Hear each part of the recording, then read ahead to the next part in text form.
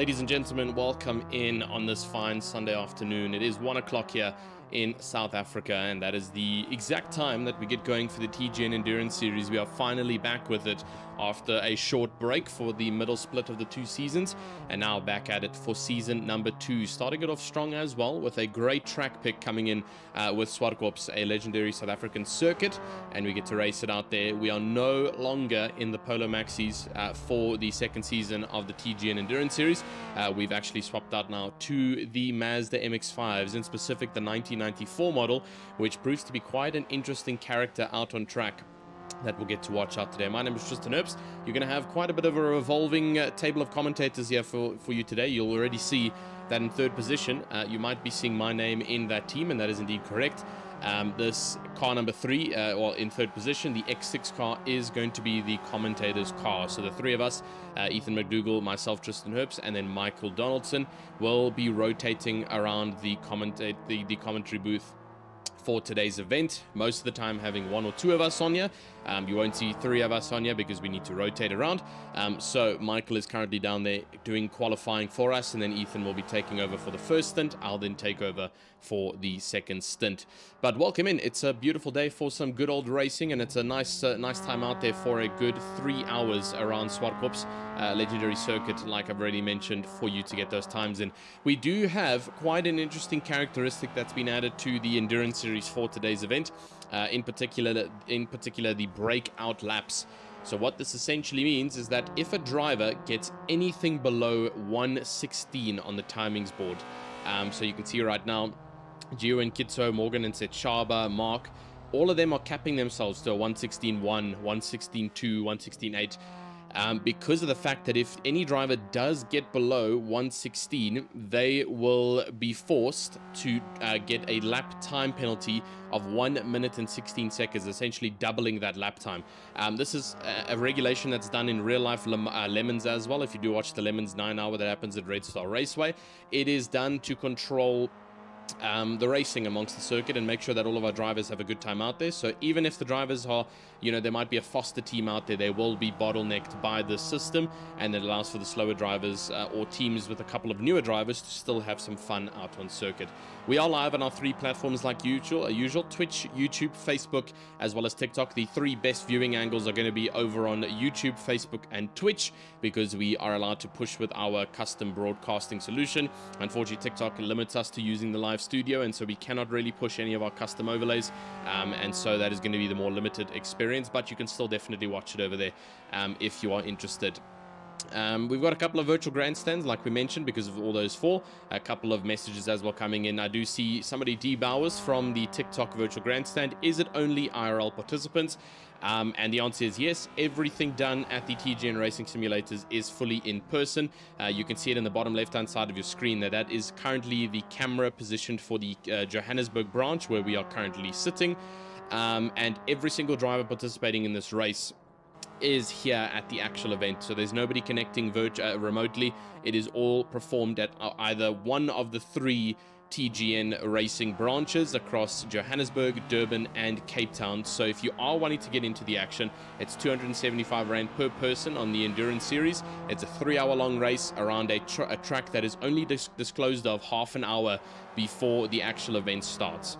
So a lot of really competitive racing happens here, and so that is what proves to be quite an interesting factor. So for D-Bowers, whether you are in Cape Town, Johannesburg, or the likes of Durban, find your nearest TGN branch and make sure that you come down and have a good watching experience.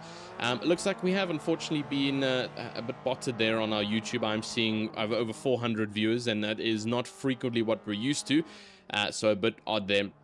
In any case, though, we have got a couple of new things coming in for the TGN Endurance Series, and a couple new prizes coming in. So you'll notice that the car is obviously switched. Like I mentioned, we're no longer in the Polo Maxis, but in the Mazda MX-5 94. And there is a specific reason to this, and it's because TGN has officially acquired a 1994 Mazda MX-5 Cup car that is now actually owned by TGN, which means that we now get to offer some hot lap and in-person driving experiences as some prizes for all of our drivers here at the TGN Racing Centers. In first place, this is obviously not for this event, it's going to be for the remainder of the season, so the last half of 2026. If you finish first in terms of your driving position and points, you will receive a real Mazda MX race car track experience and a 5,000 Rand TGN in-store credit voucher, which allows you to obviously purchase anything that TGN sells. Second place is going to be 3,000 Rand TGN in-store credit, and in third place, 2,000 Rand TGN in-store credit, so a total prize pool of 10,000 Rand. And then also second and third will get some hot lap experiences in the MX-5 as well. So great to see that there's quite a lot on the board here for the TGN gang. So if you've ever wanted to be involved in the world of TGN, now is possibly the best time to do it, because there is so much up for grabs with the TGN family. So make sure you get down to your nearest center and join in on all of the entertainment we get to see down here. Qualifying is officially over, and it looks like Morgan and Tetshaba have been able to set the fastest lap of a 1:59. However, those 2 laps are underneath the breakout, so I'm not sure if they're going to be have their lap times removed here, or if drivers are allowed to push in this specific qualifying session. I do know that it's fully set in for the race, so I'm not too sure how that's going to work out. But in terms of the fastest 1:16 lap, it is Mark GP down in 4th position, so we'll have to see how that goes. And then Ethan, Tristan and Michael, which is the commentating team, they currently sit 5th out on track, waiting to get out of the car. Michael's done a great job getting that car into 5th position, and so that is officially our qualifying done and dusted. Lola, in our YouTube Virtual Grandstand, how often do these events happen? So the TGN Endurance Series, if this specific event happens once every single month at the first Sunday of the month. So we're at the 2nd of August. This is the first Sunday. So it happens once every month. We obviously went through a couple weeks break prior between Season 1 and Season 2. But it was still a heap load of fun to obviously see all of our drivers getting themselves out on track. And that is what we get to see again coming in for season number 2, as we will now wait for our next session to come in and start off. So in terms of that event, that is how that is going to be happening. Michael is also going to join us now in the commentary box, which will introduce him shortly. But so yes, in terms of the TGN Endurance Series, that is going to be happening once every month at the start of it. We've also got a couple of other events that happen down here at TGN, and that revolves around the entire week. So Monday and Tuesday, nothing really happens too much other than TGN being open. You can come and race during the day. Wednesday, though, is going to be your Wednesday night racing. So this is where there is completely random cars, completely random tracks. No driver is allowed to prepare for it, and so it really does prove to be quite interesting in terms of who takes the win in those two slots on a Wednesday. Thursday is going to be your TGN Pro and your Pro-Am series, which is currently already underway, and we are slowly coming up towards the end of it. Friday is going to be your half-price Fridays, which is going to be obviously half price on any kind of rig booking throughout the day. Saturday is your Saturday Super Series, so that's your V8s and your GT3s. That takes place on Saturday evenings and afternoons. Also a great way to get involved. And then Sunday, obviously your Endurance Series, and as well as F1 Sundays that happen in the morning on a Sunday, which are also great to get involved with throughout this time. I'm seeing Ethan taking pictures of some times, so I think Ethan is going to be deleting some times on that board. A couple of drivers, 2 drivers we believe that are going to be taking out of actually 3. It looks like we've got 3 drivers here in the 115. So unfortunately for Daniel and Shiloh, Morgan and Tetshaba and Gio and Kitso, they will probably be going out of this, unfortunately, and so some of the drivers will be switching around. We do go live though in 2.5 minutes time. Michael, welcome into the box, and how are we feeling for today's Enduro? How's it, Justin? It's been a while since I've been in the... Is my mic working? Yep. Alright. It's been a while since I've been in the box, but I am excited to be back, excited to get going, and excited to talk everyone's ears off today. I just got out the commentary car, as we're going to be calling it, and we are starting in a crisp 2nd place after 3 cars went over the limit. In fact, no, I believe we are now starting in 6th. Oh, no, wait, or 3rd. Yeah, I think we're starting in 3rd. I'm not entirely sure because it says we're starting in 7th, but it doesn't really matter. It's a 3-hour race. It's a long one. We got a lot of chances to come back. Hoping for some good racing here today. I really like this car. It took a bit of getting used to with how loose it can be, particularly with the downshifts. But apart from that, excited to get going, excited to do some racing, and now we're actually going to get in the car with some hands-on experience to tell you guys all about. Yeah, exactly. That's also the point of our commentating car. Obviously, it's to put another car out on the grid, but also we get to bring you all the valuable insights about how this car feels. So a little bit looser than the Polo Maxi, but also a little bit more freedom as to how you can take the car's control. Nice and oversteery, if you have to ask me, and it is an MX-5 after all. If you've ever done any kind of MX-5 racing, you'll know it's quite a popular car category just due to the fact that it's quite a good race car. Yeah, in terms of the live timings board right now, we aren't showing it on the stream for now as drivers are still out and we're, you know, waiting for things to get going. But I'm not too sure what's going on with that timings tower in terms of where some drivers are starting, because we did qualify 5th, and now it looks like we're in 6th on the one panel and 7th on the other panel. So it's a bit odd as to where we will actually be starting this race. But in any case, like Michael mentioned, it's a 3-hour race. We're here to have fun. The commentators are not also here to win this. That would be quite crazy if you know, we're jumping around upstairs and downstairs and we somehow win this race. I mean, you never know. Consistency is going to be key, especially with that breakout lap coming into play for every single lap that a driver goes under 1 minute and 16. Mike, what's your experience looking like with Zwartkops? Have you been to the track before in person? Have you driven it on any of the sims? I've been to Zwartkops numerous times, especially when I was younger, racing bikes. We came here a couple of times, had some experience on the track, never in a 4-wheel car. I've only ever done it on 2 wheels. But the sim version isn't all that different from what I can tell.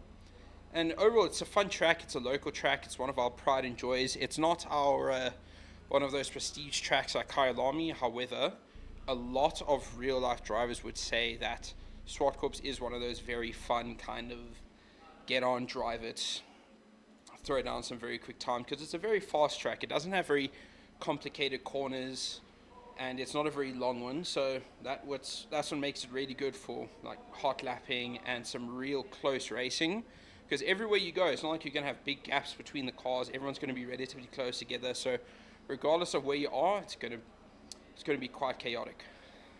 Yeah, absolutely. A bit more of a simple circuit, and you'll obviously see the track map once we go into the actual race for today's event, and you'll be seeing how the track looks. It's a fairly simple looking track layout, but don't let it fool you. There is still some level of technicality when it comes to Zwartkops, and it does prove to be quite an entertaining racing circuit, especially in real life. There's a lot of different car categories that get to race out there. I know the Historics take there, the Silver League takes there. If you've ever been to any of the extreme festivals around South Africa, you'll know that it happens quite frequently at Zwartkops Raceway, in which a multitude of different types of vehicles take place at those events. So also important to keep that in mind. But yeah, I think we're looking good for some really good racing here today. I'm looking to see about 1.5 minutes to race start. As the server did restart now, so I wonder if some orders have been changed around again. In terms of P1 though, Jiren Kitso will be starting from 15th position due to that ban that's come in. Same with Morgan and Setshaba down 14th. For some reason, we are down 19th. I don't know what's going on there. If I go to the car camera, never mind, we're not in 19th. We're a little bit further up. It's a bit confusing at this stage, while I believe the admin downstairs is just busy swapping people around as to where they would have qualified, especially with the dropout round, the breakout. So we'll just keep our eyes peeled there in terms of when the race is actually going to start. There is 40 seconds left until the gantries are supposed to show, and so I'm not 100% sure if we're going to be taking it away here at this current time being. So we'll just have to wait and see. We are holding it on the air for now, though. We're not going to be dipping away for the time being, because we are not 100% sure when things are going to go racing. There's a couple of drivers who aren't on the grid either at the moment. So Jesse and Omar are currently in the pit lane, and same with Daniel and Shiloh, Morgan and Shaba, Gio and Kitso. They're all in the pit lane for the time being. So I wonder when people are going to come out. The gantries are officially showing, and there is a lot of people not in their rigs at the moment, is what I'm seeing, unless we are good to go.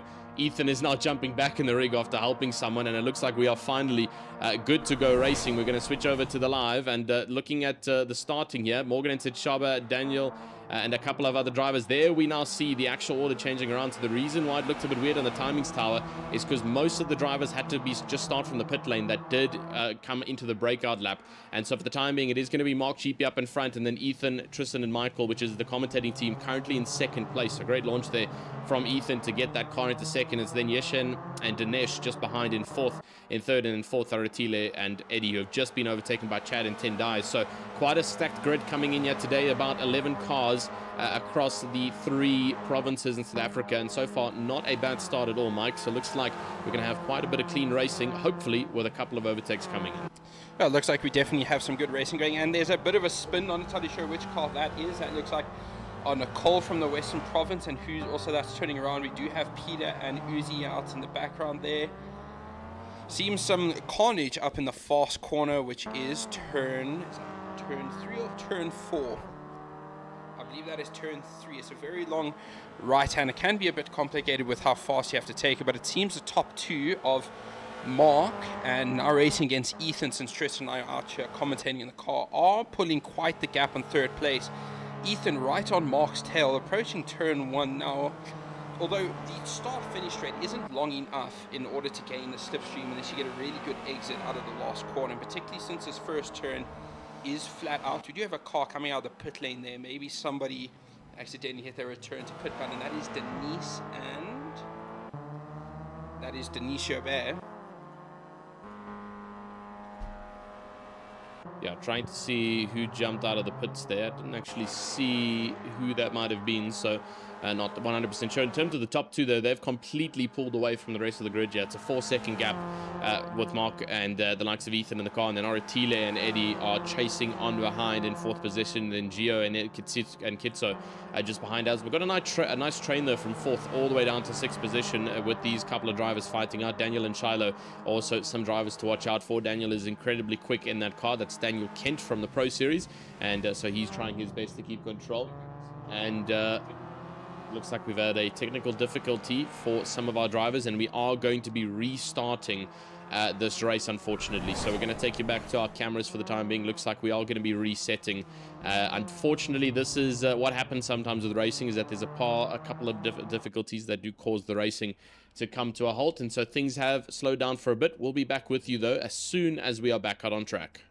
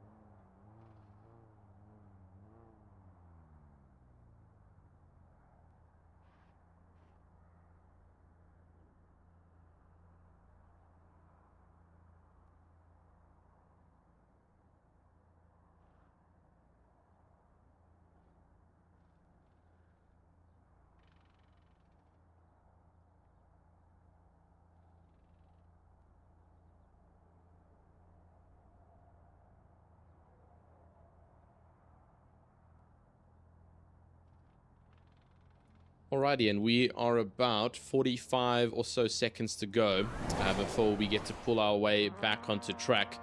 At least, hopefully, this time will be the start. Unfortunately, this will be slightly delayed in terms of the start of this event. This event is supposed to go from 1 o'clock to 4 o'clock, but now it'll be going from 20 to 2 up until 20 to 5. So a little bit more of a delay here for our drivers and a couple of the spectators if you are wanting to watch the entire duration. Unfortunately, it'll change up a bit. So Mark GP will still be technically starting it out in front. We can see it obviously on his cockpit cam. He's got no one else in front of him because those drivers have been forced to start from the pit lane. And our gantry lights have officially appeared at the top. It is 6 gantry lights, and they'll be marking it down now for the start. We are going to be on board with Mark, as himself and Ethan are going to be taking it down towards turn number 1. This is going to be the best camera angle for the start of the race.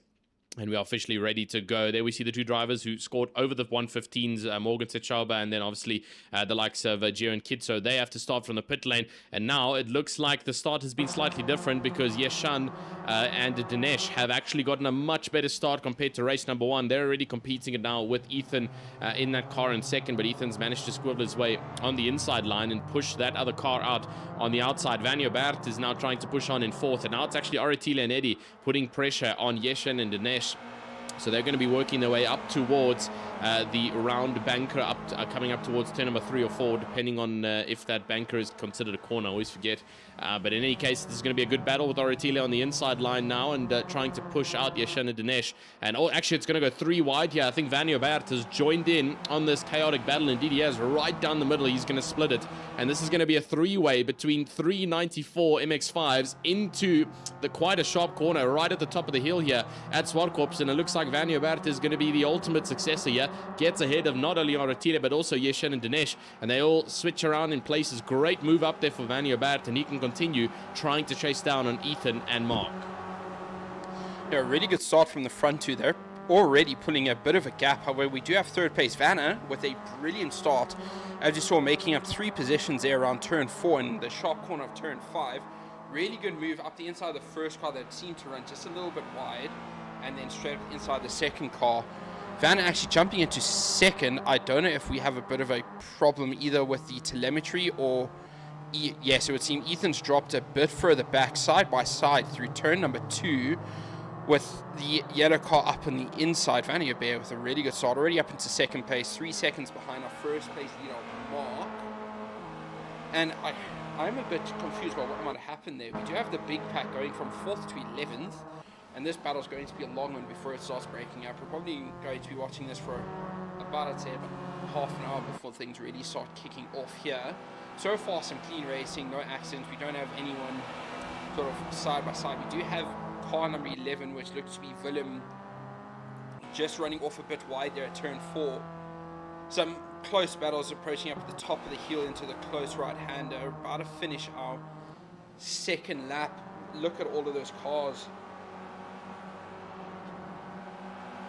Yeah, lots of fighting going on between that mid-pack, 4th all the way down to 11th. Yeah, seems like something's happened there to Ethan, and it looked like coming into the hairpin there of turn number 1, or turn number 2, sorry, he just made a bit of an error, and it really did force him wide, and it allowed for a couple of drivers to sneak up on the inside. So Eddie, Yeshan, and Nicole, they have all moved up. And so now Ethan has been pushed down to 7th. And Gio and Kitso, who started in the pit lane, have worked their way all the way back up into 6th position. Yeah, that's good work for them to try and work their way up, back up towards the top. Remember, they had to start from the pits. So did the likes of Morgan and Techauba. They've had a slightly worse start down in 8th position, but they're still trying to hold out as much as they can down in 8th position. For some reason, we have just lost all audio. Oh, there we go. We've got audio again from the game. Not sure why. There we go. It seems like that camera angle in the one corner. Oh, someone's lost it on the rear. It's Chad and Tendai, and I believe it is currently Chad in that car. I believe, yes, it is indeed Chad in that car, and he's just pushed the Mazda to its limits, and he's lost the rear end very, very loose on the rear side, and just pushing the car too much around the embankment right-hander. And that will do it in the Mazda MX-5 there. I mean, Mike, you had a bit of experience now driving it in quali. What was the car feeling like? What were the very clear characteristics that the MX-5 was showing that we should note down during this race? Particularly during that turn 4, very long right-hand corner. You enter the corner going into in 4th gear, and in order to get a really good exit, you will need to downshift to 3rd just to get the power and the speed out. However, if you just immediately go in and you downshift, you lock the rear axle, causing the rear to really come around and destabilize completely. And it's just, you can either control it and try and save it, but then you lose all your speed, or you can try and push it and pray that it just comes back to you. So normally there, it's kind of when you hit the apex, you downshift to 3rd just as you're hitting the exit and you are running through. You see a few cars here in a 3-way battle. That is Nicole, Morgan, and Ethan. Currently running up the hill. Ethan looking pretty strong after a very poor start. We do have Morgan running up the inside of Nicole at the top of the hill, coming around into the second last corner. We're going to see some kind of dive because this is a relatively heavy braking zone. I wouldn't really say it's that heavy. With these kind of cars, you can carry the corner speed, because I do believe that front wheel drive, right? With the front wheel drive cars, there's a lot of power through the corner, so you don't have to brake that much. You can kind of just gas your way through it. You only really feel if you overdid it on the exit, because you just feel you're turning the car and you're understeering side by side into the last corner. That looked like Nicole trying to make another move to regain the position from Morgan. Not quite successful, but that allows, I believe that is Ethan, to slide up the inside. No, sorry, that was Ethan on the outside that got pushed off as Nicole slipped up the inside. Ethan pushing off, tipping a tire in the grass. That really kills your speed in these cars. You properly feel it. You feel it off, and you just see your delta time dropping rapidly. Down into the hairpin of turn number 2. Still have a few battles going on. First place, Van der Beer having a really good start to the race, jumping all the way from, I believe it was somewhere, I think 7th place, all the way up into 1st, and now trying to build a gap away from Aratila and Eddie. We do have Mark, who's also dropped back a considerable amount, down in 10th place. Not entirely sure how that might have happened. We do have a 4-way battle up into, oh, we do have 2 cars off there on the right. Not entirely sure who that is. That looks like that is Peter and Uzi and Nicole from the Western Province. Really unfortunate. It looks like they were going side by side, and a bit of contact, pushing them clean off the track. Yeah, a little bit of a bump there, looked like, with Peter and Uzi, and then obviously Nicole, Western Province. She's been pushing quite hard, obviously trying to get past Morgan earlier on, and obviously now she's completely lost out on that battle. She's all the way down to 11th position now, and she will have to hold on strong. In terms of that first place, though, Vanja Bart has lost out on the huge cushion that he had, because Aratila and Eddie are catching up lap by lap here, and this could potentially turn into a 2-way fight for the lead. Third place there of Yeshin and Dinesh. They've currently got a bit of a gap behind, and obviously the huge gap ahead with Aratila and Eddie, but from 4th place all the way down to 8th place, there's quite a lot of contention going on here. Morgan and Chaba, they currently hold 4th, and then Ethan just behind is trying to work his way up. He did not have the greatest start to this race that he would have hoped for, and so now he's just trying to recover the slight bit of mess at the beginning of the race, that he can maybe pull this back up, so that once myself and Mike jump in the car, hopefully we can continue the consistency streak and we can see some good results on the board for the commentating car. Just behind Willem from Western Province, and he's currently trailing 6th. Behind him is 7th of Gio and Kitso, and then Mark GP, who, like Mike mentioned, did drop down all the way to 10th position. He has worked his way back up into 8th position, so making a little bit of a comeback here now on the outside of Gio and Kitso. Just not enough track left, though, for him to try and take it around the outside, and so he'll stay just in the background there.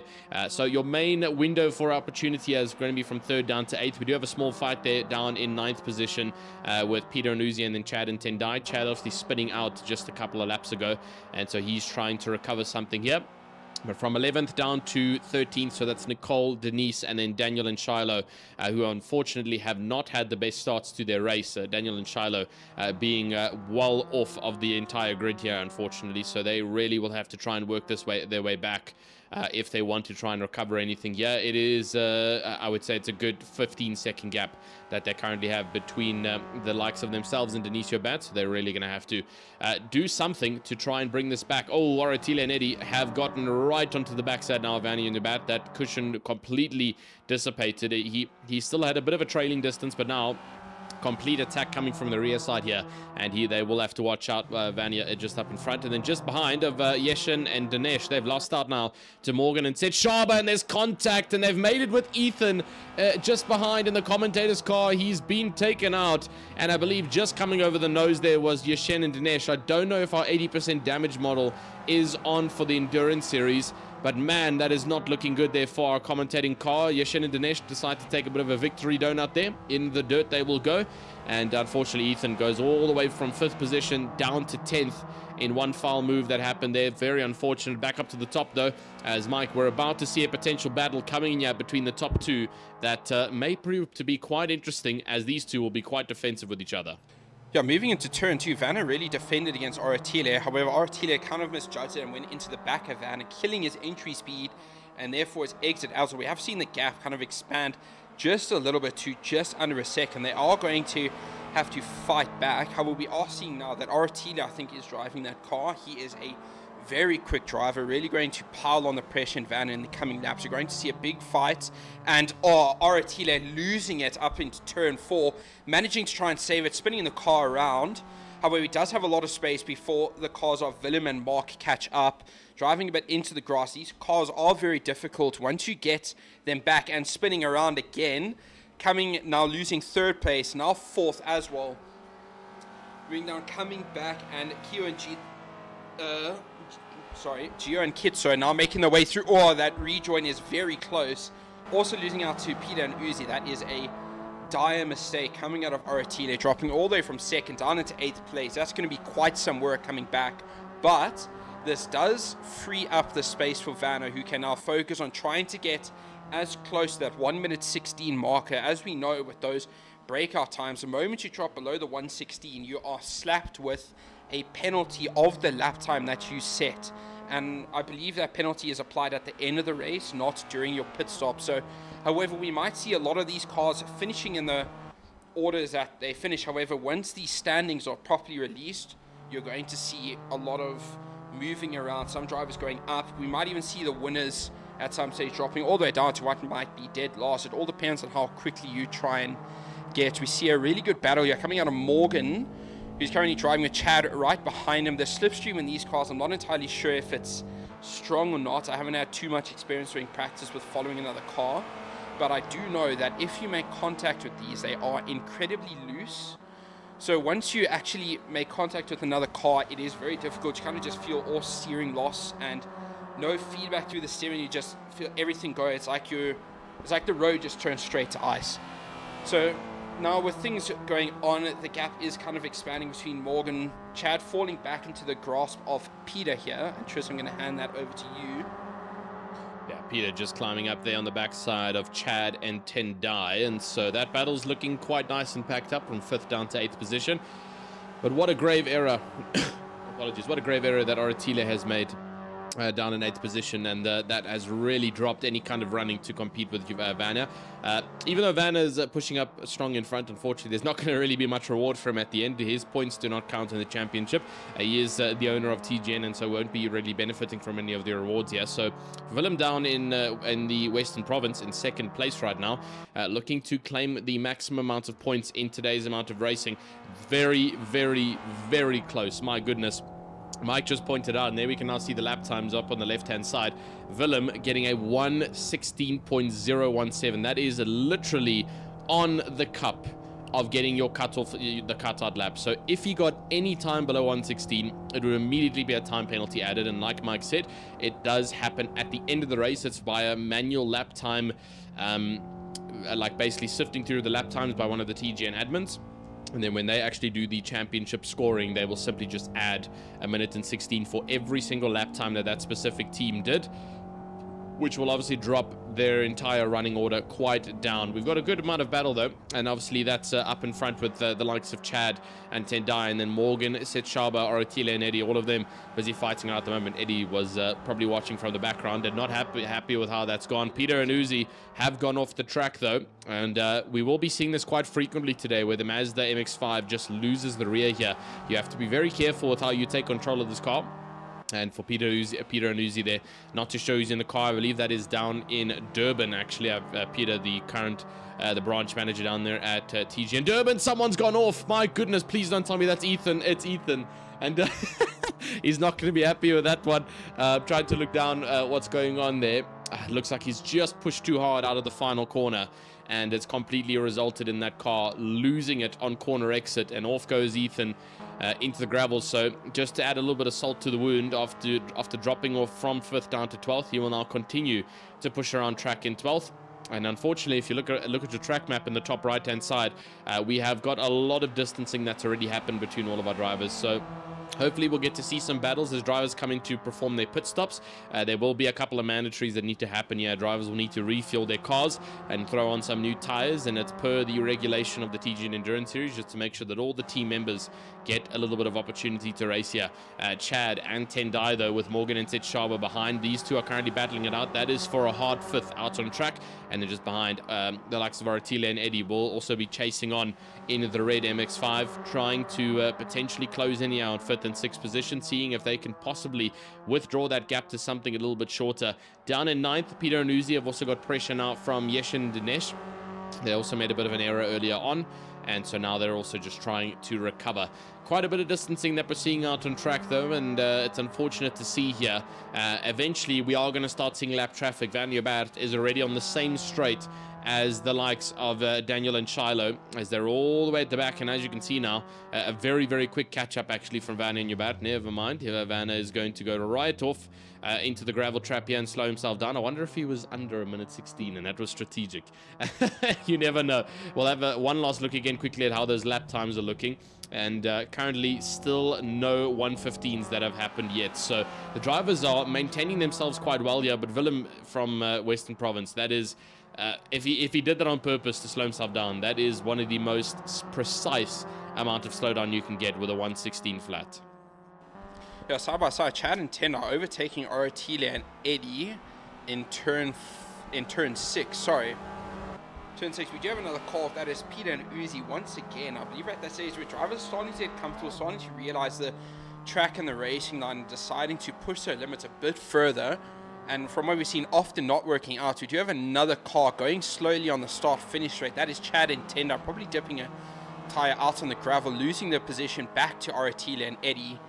Now, as you mentioned, we are seeing the gaps starting to form, but the most important is Van Joubert losing more and more time to Willem. That gap has come down, and it's quite noticeable amount just on the track map alone. We are going to see, maybe with the blue flags, it works differently to what you would see in Formula 1. You know, the driver doesn't have to jump out of the way. It's the responsibility of the faster car to make the way around.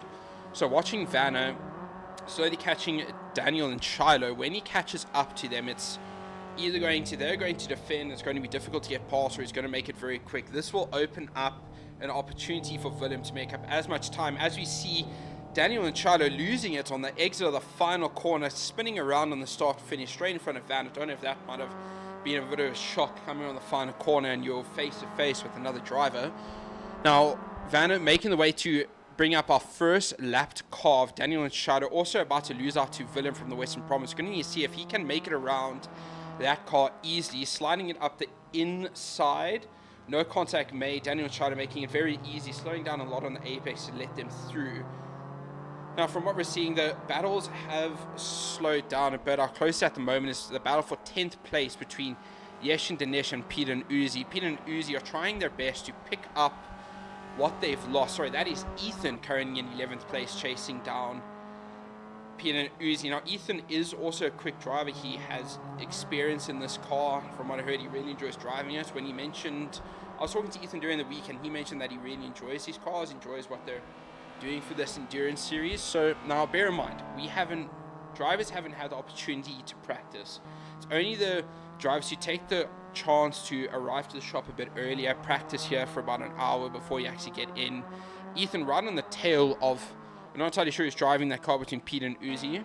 So now chasing them down for 10th place, trying to slide up the inside here, getting real close as we're now approaching turn 4, the sharp right hand. Ethan might try and make a move up the inside. It's right up the inside, under braking. Will he make the exit? Will he run out wide? It's going to be close, not tipping a tire on the exit. Really good. But now Peter and Uzi making their way back up. As we battle towards the top of the hill, we might see a bit of a send coming up the inside, already looking like he might go for it. Decides to rather not try and risk further mistakes out of the car, losing more time, allowing Ethan to just go through, trying to make their way up. Let's maybe see if we have a few of the drivers trying to work together, deciding battling isn't really worth my time. We're already down in 10th place. Let's just try and work together, make our way back up. We have 2 hours and 40 minutes left. We spend that time fighting each other. We're just going to fall further and further behind. We do have a car losing it on the exit of the final corner again. That is Yeshin and Dinesh. That is a very difficult corner, I might add as well. Going into it, you feel comfortable. Next thing you know, you press the gas and you dip a tire in the gravel, or you hit the curb on the entry and the car just goes. You don't feel it, nowhere to save it. It just disappears out of your hands. That's what we've seen a few times happen today already. Now, Mark down in 3rd place. He's fought his way up a massive amount, overtaking Gio and Keto, Morgan Ishachab and Aratil and Eddie back into 3rd place, trying to regain that lost time, because I can only imagine that that feeling you go through. And I can tell you from experience, when you are falling off another car, having the curse of that last corner, I believe that is Daniel and Shiloh again losing it there. That is now, I think, the third time in like the past 7 laps that we've seen that happen. Really unfortunate. We do need to see some of the drivers sort of getting used to that. Daniel and Shiloh doing a few donuts as we've seen. Yeah, just struggling to get that car under control, and it really does become quite a bit of a slippery thing to control that, and especially like Mike mentions out of that final corner, if you do try and downshift the car, especially mid-rotation, you are going to feel the backside kick out as the differential begins to lock up, and for some newer drivers, they may not understand the full concepts of how racing, of how a car works. In specific, this isn't a modern machinery 2022 car with a bunch of assists and things that keep it on the road. It's a 1994 Mazda MX-5. It's a great car for racing, but it is going to have its technical points that you do need to be well aware of, and so that is one of them. As we got another driver. Is that Willem? No, it's not. I believe that is Nicole, who's been lapped up, and indeed it is, who just loses the car out on circuit. Narrowly avoids the wall there, so good job to keep it out of the wall, even though I don't think the damage is applied in the session, but good work there from Nicole to keep the car out of the wall. Someone else is going to do it. My goodness, who was that? That's 5th position, and they've actually lost it and spun around trying to catch it. It's Morgan and Sitshaba, and they have completely gone around. Down into 7th there will go. They've lost out to Chad and Tendai, as well as Oratile and Eddie. And talking about Oratile and Eddie, they're now fighting it down into the hairpin, coming into turn number 2. This is going to be a switchback attempt here from Chad, but it's not going to work out too well. Oratile and Eddie, and I believe it is Oratile in the car right now, makes a good move up into 5th, and I believe Chad and Tendai had to kind of void around Morgan and Sitshaba after they lost it on the corner exit, and that just gave a run for Oratile to make his way up into 5th position. So good moves up on the board there. Ethan in that car number, the X6, now trying to also gain. He's from 12th position all the way up to 9th now in just a couple of laps, so he's really doing his most to try work his way back up on the grid. He does have a back marker up ahead of Daniel and Shiloh, and I believe it is Shiloh in that car. I don't know who Shiloh is. I definitely know who Daniel is, and he's an incredibly quick and consistent driver, so this is definitely not Daniel in the car at the moment, unless it's a different Daniel. Could definitely be the case. That battle for 3rd is also starting to get a bit more lit up here. Obviously, Mark did get ahead of Gio and Kitso, but it doesn't look like Gio and Kitso are done with it just as of yet. I did see Gio standing up somewhere around the shop, so he is currently out of the rig. In approximately 30-ish minutes time, we'll be seeing those driver swaps happening for the first stint swap out, in which case for the commentating car in 9th position, I'll be jumping into that car to take on the second stint. Ethan will be joining Michael in the box upstairs here, and then obviously it'll switch around. Michael will be taking the 3rd stint, and then I'll come back up here with Ethan. So a nice little bit of switching around that will be happening here. Talking about Ethan and the team down in 9th, currently behind Denise Jobert. That's not Denise Jobert, I don't think. That's a back marker. Indeed it is. Down in 13th, that is Daniel and Shiloh, who just get nudged off the track there, and off they will go. It's good to see Denise Jobert in this race. I didn't actually see her name, but she is currently in 8th position and just playing the consistency game. I think the only MX-5 with her lights up at the moment. The rest of them have all got it down. Oratile and Eddie have lost it again.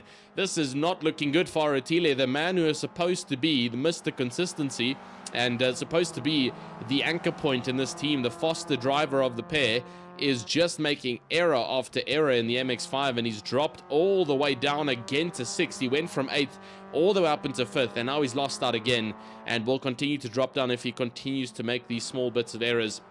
Up in P1 though, either Van or Jobert has started to slow down a bit here, or Willem behind is just setting some blistering lap times.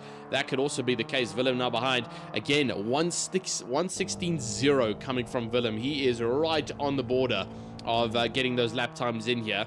And 1:16.017 being his best lap, but his last lap in the bottom right hand side you can see is a 1:16.075. So he is really playing on the edge of the hope that he doesn't break down into the 15s, because if he does, he is going to be penalized for it. So he's just got to watch out on that regard.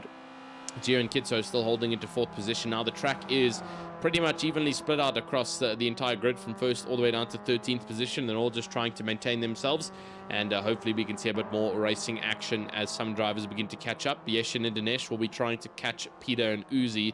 That will be the battle for 10th position, so we'll see what they can do. And then 3rd and 4th with Mark and the likes of Gio and Kitso, and then 1st and 2nd, which have also become a fight now. Let's hope that they can all four just kind of squash into each other, and we can see a bit of a fight going on there. For the battle for 7th is also on right now, as the Denise is slowly getting caught up here by Chad and Tendai, so these two could possibly begin to fight.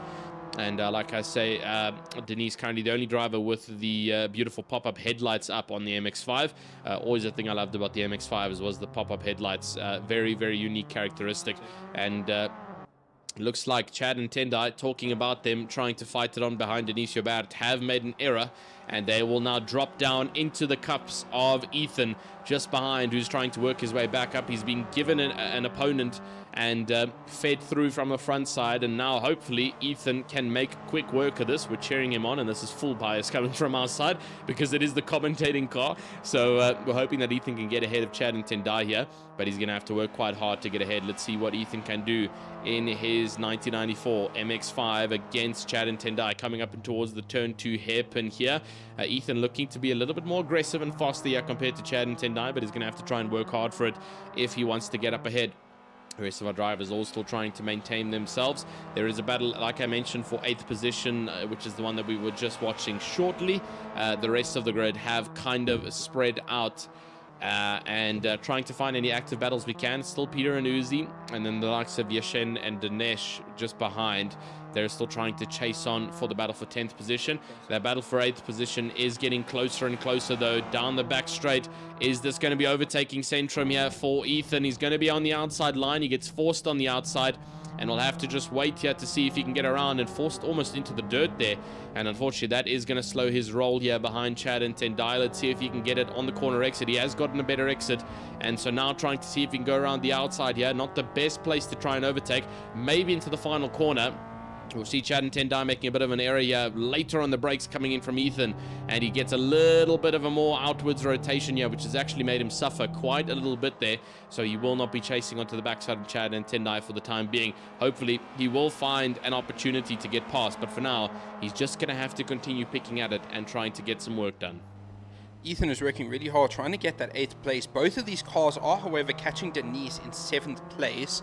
Now, the opportunity to make up the time and catch is all the way from the exit of that turn 2 hairpin up to turn 4. That's just flat out. The straight through turn 3, it's a flat out corner. That is your chance to sit in the slipstream, gain as much time. And if you can just be a bit late on the brakes, it's whoever gets that turn 4 perfectly is going to have that move up at the top of the hill into turn 5. And that is where we're going to see a lot of the overtaking opportunities, is to those heavy braking zones. Because as I mentioned, this corner, these cars don't require a ton of braking. It's kind of, you just slam on the brakes, you come off, and you slamming back on the gas.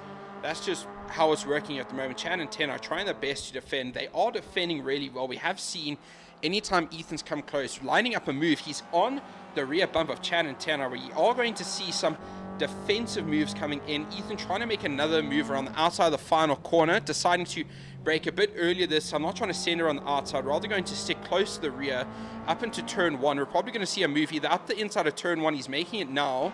Now this is also a flat out corner, however I'm not entirely sure when you're side by side.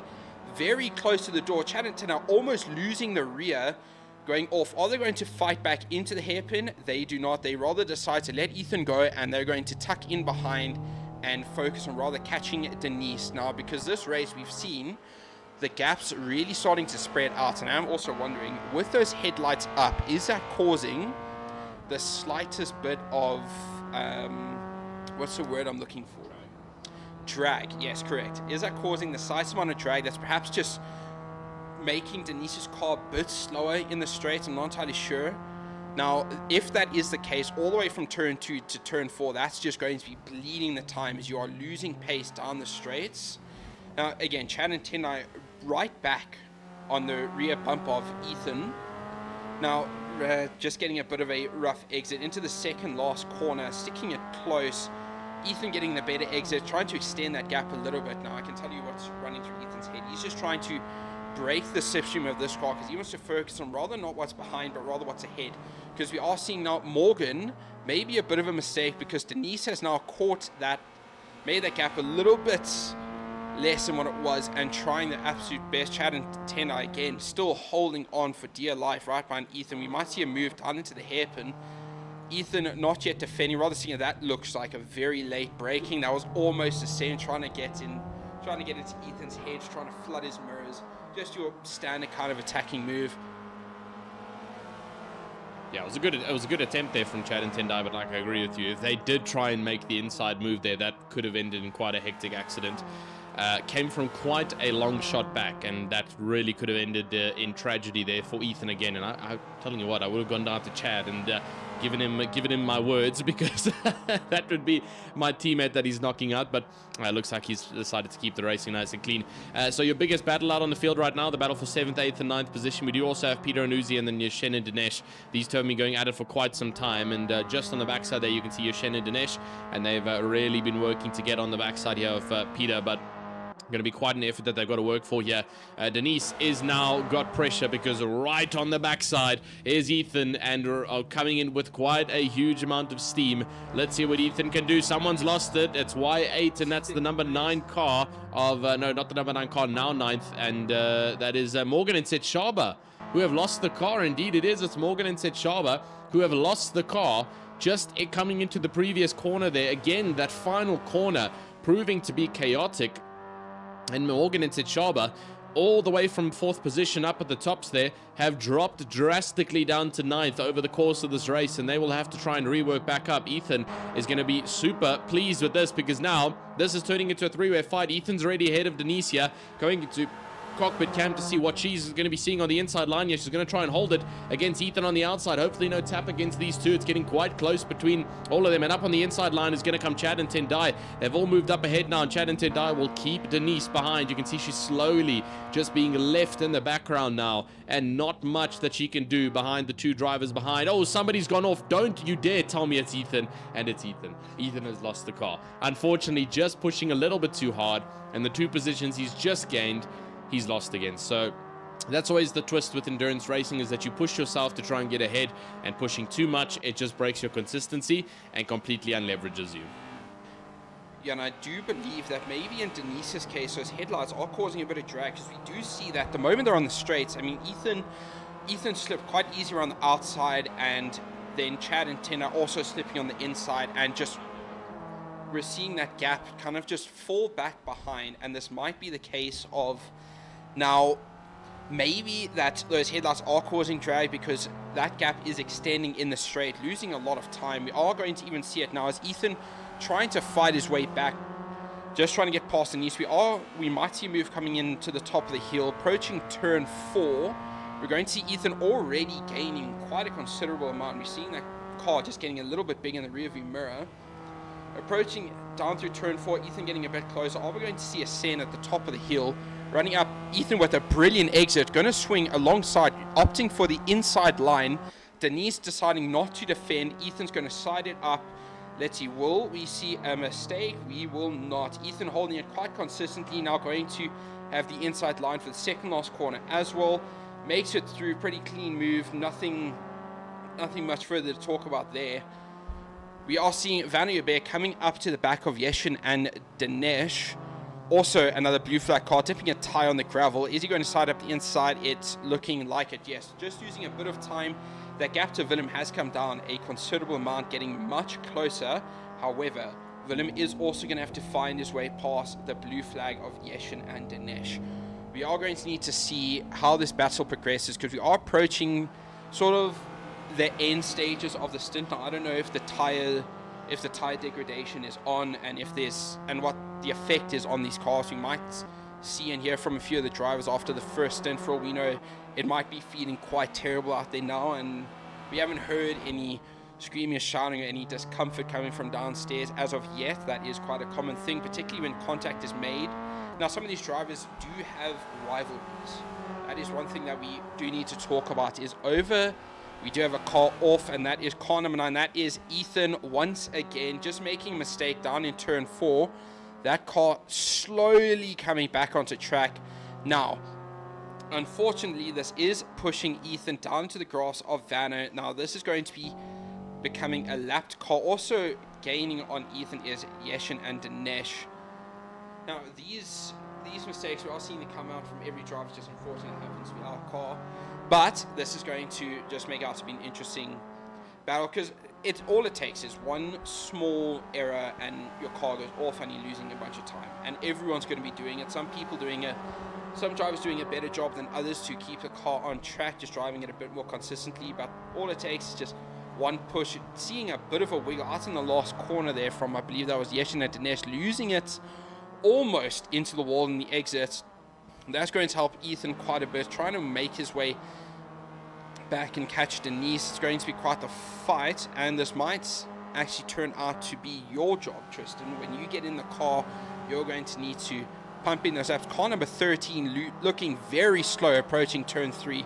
We do see the tire marks on the exit of the track, probably dipped it off, still going relatively slowly. Might be some sort of technical issue or just trying to regain the speed again. Now, that is unfortunate for Daniel and Shiloh. Yeah, unfortunate indeed for Daniel and Shiloh, and really does look like they're just having a bit of a struggle out there on the circuit. So when Daniel takes over, I think he's going to have quite a long road ahead of him. He's down in 13th, and obviously he's been lapped already by the likes of Van Jobert, and so it's going to be quite a bit of a workaround that they're going to have to do to make their way back up on the circuit. For Mark, though, he's just been driving a consistent race in 4th position at the moment, just holding off strong, and the rest of the drivers going on around the track. 13th again, going slow out on the exit here, and coming up to the second last corner here before we head to the checkered line. Unfortunately, Daniel and Shiloh just not having the easiest of races so far in today's race. Van Jobert is about to get ahead of 9th position. That's Ethan, who we were just having a chat about. And unfortunately for Yeshin and Dinesh, after that small little bit of a spin out they had on the exit of the final corner, they have lost a lot of time there to Ethan to try and contest for the battle for 9th position. Most of the battles out on circuit are pretty non-existent. Someone's gone off. That's Chad and Tendai in the exact same spot that Ethan has lost it. And now coming up the hill, they are actually going to lose out completely. What on earth are they doing? Did they lose the car again? I think they did. It's a bit of a weird one. We don't actually have any camera angles down there on the bottom cupping of it. There we've got one. And so Chad and Tendai have now actually lost out to Denise Jobert, who just from being consistent, regardless of having the headlights up and not actually sure if the car model is actually changing in terms of drag and airflow with those headlights being up. But regardless, still doing the good work of keeping up a 9th. Ethan looked like he went off again, and I think he might have, because he's lost out now for another one of the drivers, and that is indeed going to be Van Jobert, who moves up ahead, not only in Van Jobert, but also, I believe, Chad and Tendai, who just keep notes, not Chad and Tendai. And now they move up. Chad and Tendai still holding 7th from Morgan and Sid Shaba. 2nd place, I believe, fighting it alongside with 3rd place. No, never mind, there's 3rd behind. That's 2nd and 9th, so that is indeed Willem and the likes of Ethan currently holding it off in 9th position as they try and do as much as they can. We did set up a relay system to have a chat with Ethan down on the floor, but it doesn't really help if he doesn't have headsets on. So I can't exactly ask him how it's going or how much fuel he's got left, and we'll have to see. But we do have some word there coming in from Omar Khan on our virtual grandstand saying the first stint is coming to an end, and this is the exact time I need to talk to Ethan, because it means I've got to go down and jump in the car, but he does not have his headsets on. So I do see him flicking up his microphone, and he's asking Gio to put his headsets on, so I'm about to hear something, and let's see, we'll probably hear it now from Ethan. So give us 1 second just to hear the relay, and we'll be back now.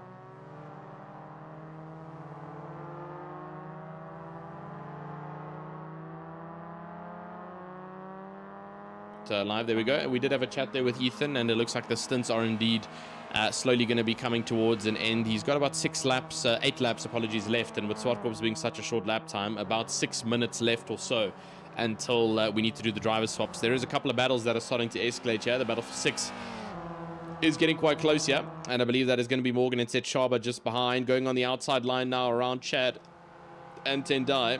and seeing if Chad and Tendai can get around to defend against Morgan and Sechaba. Denisio Barrett is also just behind them, trying to recover and get up ahead. A lot of good fighting coming along though, and Chad and Tendai are going to make their way to defend against Morgan and Sechaba, holding off strong in the lap. The inside line are coming to the final corner, so they are really doing a good job. Omar Khan also letting us know, so I think there was a bit of a rig switch around as to why we're seeing some individual names. So Willem, Western Province, is Jason and Kyle Williams. Very strange, and I'll have to try and remember that. So Willem is Kyle Williams, and then obviously Jason, and so the two of them are in that car. And then Nicole, which is Nicole Western Province down in 11th, is Jesse and Omar Khan, the two staff members from TGN Cape Town. So we'll just have to try and clock that and remember it for the time being. And hopefully that their races will continue to go well. I mean, the race is getting quite good here, because second place for Willem and for Jason and Kyle in second. They will be pushing on to Vanio Bart up in first, and potentially trying to grab that top spot of this race. 19 minutes to go until the first hour is officially complete. Gio and Kitso also holding down in third position. Fourth for Mark in fourth position as well. Aratile and Eddie will hold down in fifth position as he tries to go. He's in a bit of a no man's land, unfortunately. Aratile and Eddie, not much of a competition going around. The main bundle is around seventh position and sixth position. You can see a lot of drivers all positioned, and the battle for first is in the middle of that battle for sixth position. So quite a lot of squirming going on between there. The drivers will be pushing and shoving to try and get that done and dusted, and so a good amount of fighting that is going on around the circuit here for the time being.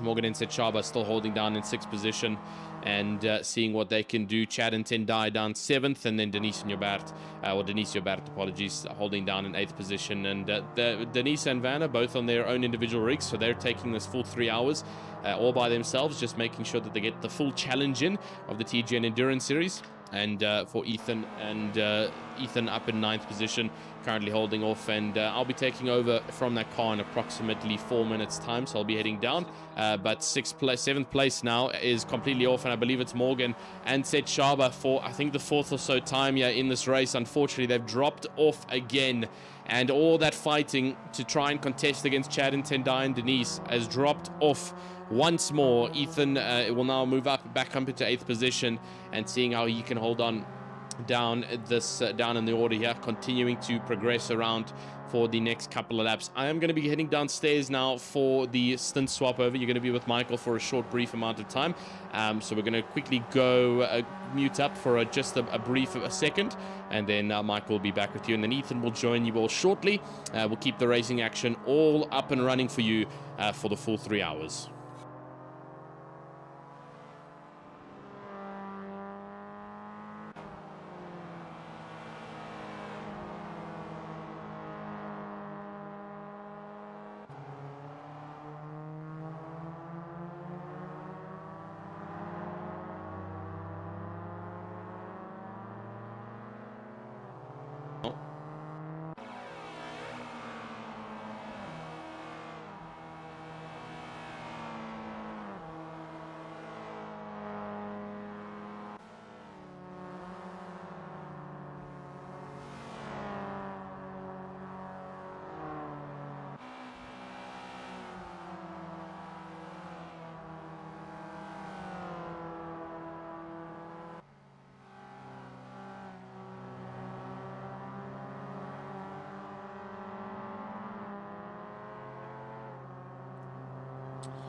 We are back. Denisio Bear having a bit of a tough time, losing a lot of time to Ethan, maybe dipping a tire out on the gravel. The battle for first place heating up, as we do have a lapped car. I believe that is Chad and Tendai right in between the two leaders currently, and right behind him is Ethan. So as we do see the second car that is Jason and Kyle in second place, trying their best to make it around the outside of Chad and Tendai. Chad and Tendai are pushing Vanna up along, putting on quite an amount of pressure, as we are seeing around here. This is just going to allow Ethan to catch up a bit as we are approaching the end of the stint. I am seeing Tristan getting ready to get in the car downstairs. Now, The closest fight we have is the battle for first. We are going to keep our eyes on this for a moment. Vanna trying his absolute best to break away from Chad and Tendai, the lapped car. We are sort of just pushing them along. We're going to need to see how this interferes with Jason and Kyle, who are currently running in second place, slowly catching the two cars up ahead. As we're now approaching the second last corner, Ethan is also about to get into this fight as well. We do see the fight for third. I believe that is third heating up. No, sorry, that is sixth and third. So that is, sorry, eighth and third. That is Denise getting caught by Gio and Kitto. Into the pit lane comes Chad and Tendai, and I believe that is also Ethan. Need to have a look at that. Yes. No, sorry. Ethan opting to stay out an extra lap. Aratile and Eddie exiting the pit lane now. Denise opting to stay out for another lap. Ethan staying out now, up on the rear of Vanna. We are going to take a brief intermission while we swap out the drivers and get the pit strategy through.